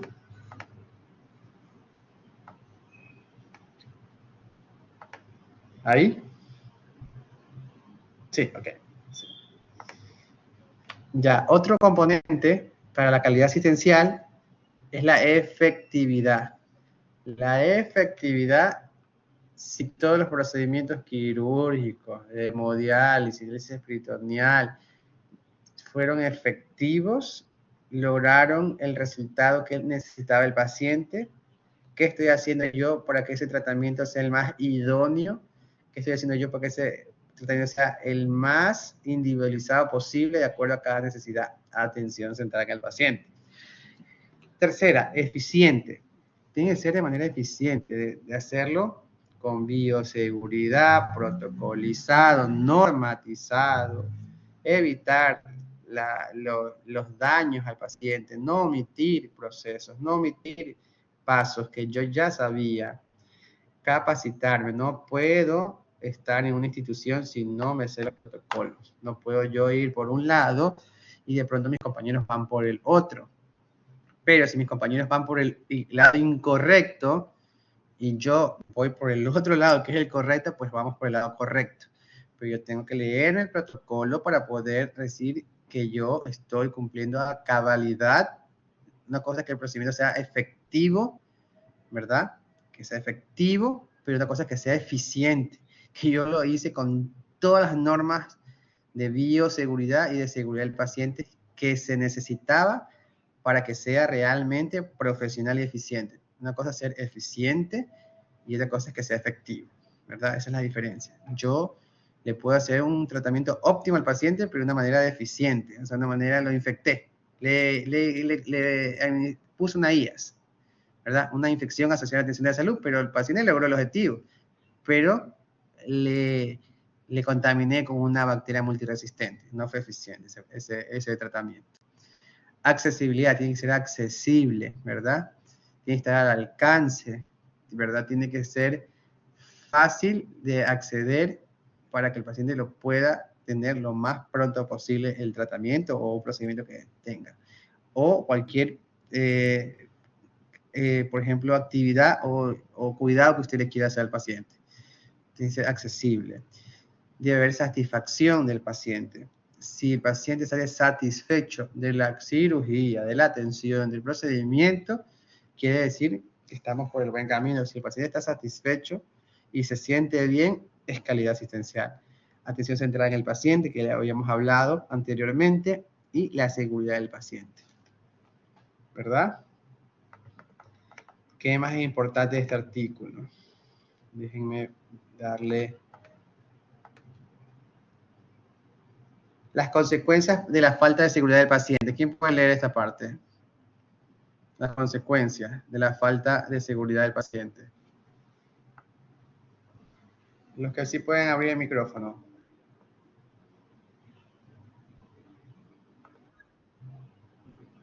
Sí.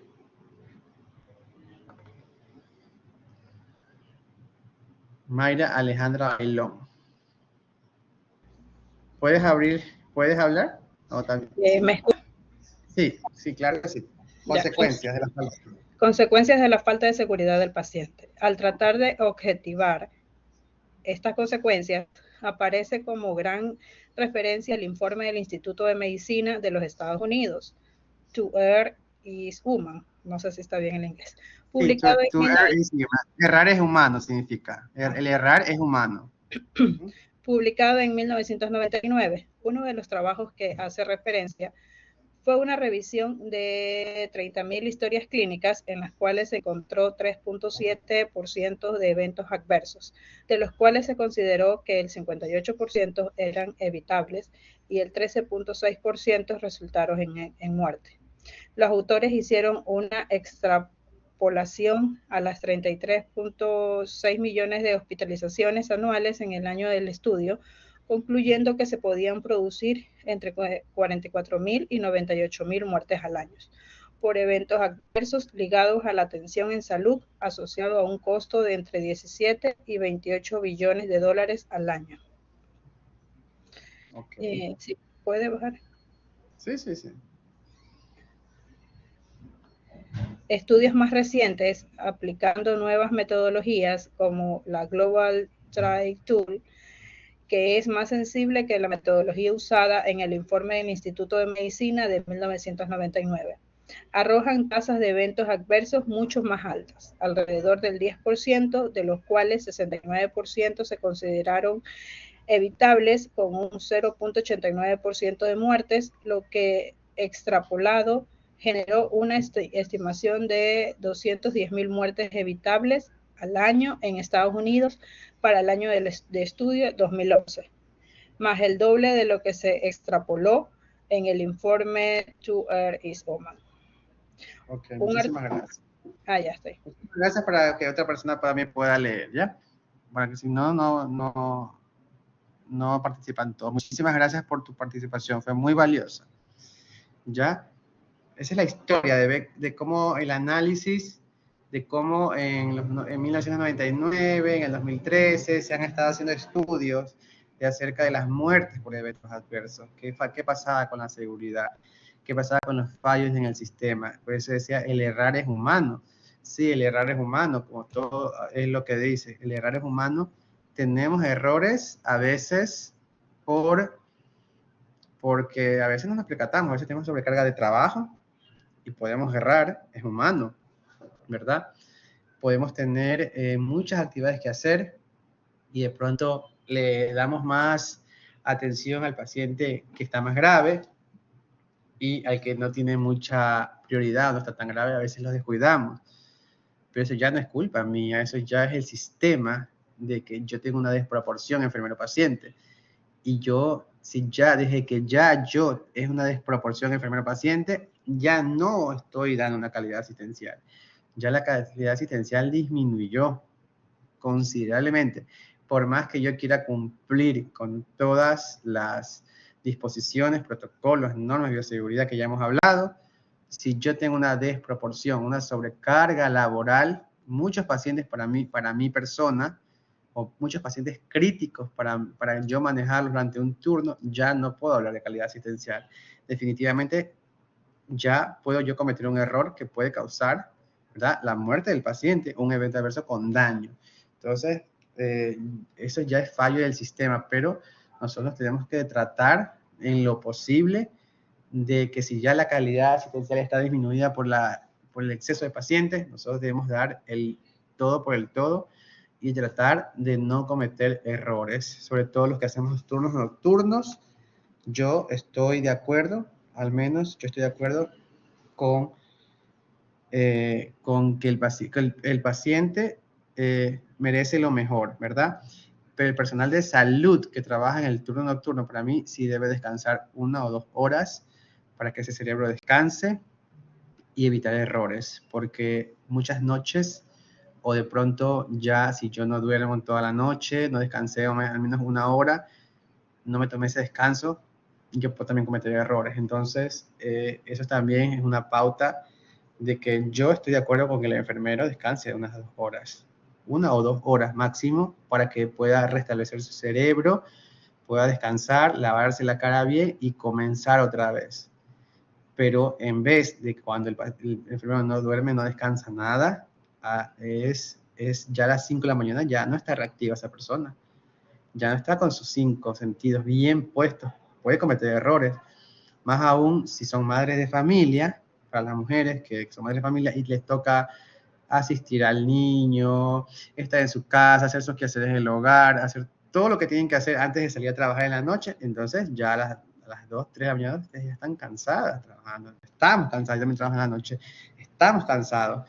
Entonces podemos cometer errores. Entonces también una forma de yo aliviar esta parte, ¿verdad? Para no cometer errores por muy cansado que estoy, no tan reactivo, y tratar de que si tengo muchos pacientes, hacer lo mejor posible, dedicarle más tiempo al paciente, o sea, priorizar, y la parte administrativa, pues que espere, las hojas serán llenadas después, no digo que no hagan reporte, que tienen que hacer reporte de las actividades que ustedes hicieron, pero breve, concreto, la parte administrativa puede esperar, pero de pronto ponerle más énfasis al paciente, que es el que recibe realmente el daño ocasionado por el sistema que me da una desproporción enfermero-paciente.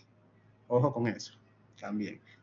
Nosotros también estamos en riesgo totalmente cada vez que cuidamos a un paciente. Por más que le pongamos un énfasis, podemos cometer un error. El errar es humano. ¿Ok? Quiero que quede claro esa parte.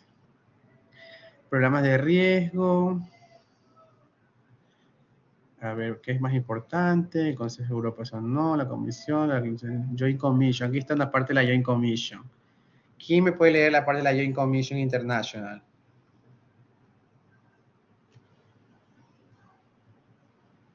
¿Quién me puede leer Joint Commission International? Lo que vamos a ver un poquito mañana de las 7 metas internacionales. Hola. ¿Quién me puede leer? Ya lloré. Creo que nadie más puede activar su micrófono. Ya no importa, gracias por ayudarme a leer y que todos los compañeros puedan escuchar el artículo. Listo. Creada en 1951 como JCAHO, es una organización independiente y sin ánimo de lucro que se ha dedicado desde entonces a la acreditación hospitalaria, a través de la cual concreta su misión de mejorar la seguridad y calidad de la atención. En 2005 se creó el Joint Commission International Center for Patients Safety. Siendo declarado el primer centro del mundo colaborador con la OMS íntegramente dedicado a la seguridad del paciente.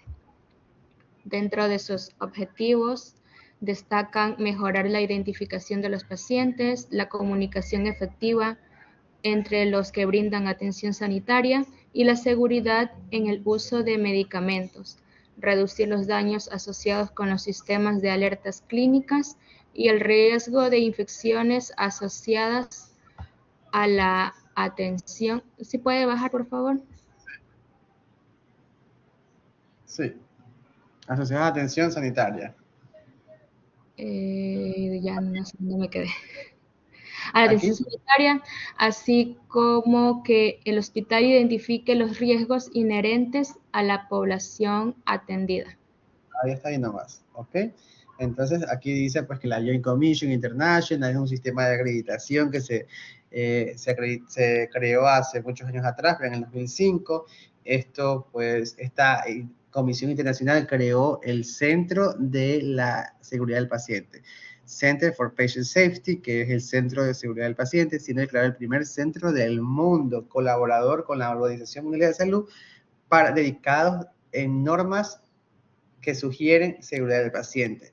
Y esto tomó auge bastante en los Estados Unidos en este año, pero en Ecuador, que yo me acuerdo que comenzó el auge de la seguridad del paciente a estar ahí, desde el 2014-2015 comenzó el auge de las acreditaciones de los hospitales públicos y privados a la acreditación canadiense, platino, oro, etcétera, y ahí te normatizaba todo lo que es seguridad del paciente, 17 prácticas organizacionales, habilitación, acreditación, protocolos, normas de capacitación, ¿verdad? Pero la Joint Commission International es un sistema de acreditación top que existe en los Estados Unidos y top que un hospital tenga esta certificación es que realmente valoran e invierten en calidad asistencial. El único hospital que tiene al momento es el Metropolitano de Quito y posiblemente la Unión Hospital y Solca también lo tengan en Guayaquil. Entonces, es lo que se sabe hasta el momento, pero eso es lo que realmente se trabaja en todo lo que es seguridad y calidad asistencial. ¿Ok? Entonces, eso ha sido todo por el día de hoy, ¿verdad? Espero haya sido buena esta capacitación, ¿verdad? En la tarde, parece que estuvo más fluida, parece que participaron más, en la mañana estaban un poco más tímidos, pero pues ahora parece que ya pudieron ustedes interactuar más conmigo y eso me gusta porque sé que están atendiendo, sé que están poniendo atención y eso pues al docente lo llena porque de pronto estoy hablando con la computadora, no es lo mismo cuando estás frente a frente, ¿no? Presencial, que puedes ver las reacciones, interactuar más que la virtualidad. Entonces, gracias por participar, gracias por preguntar, gracias por escribir desde el chat, por lo que han hecho, por leer y realmente si no consumimos literatura no podemos actualizarnos y no podemos saber hacia dónde vamos. Entonces, espero que les haya gustado la clase de hoy. Mañana nos vemos a las 9 de la mañana con más temas sobre seguridad del paciente. Muchísimas gracias. Pasen bien y que tengan una bonita tarde. Gracias. Gracias. Gracias. Que descansen de tanta información. Gracias.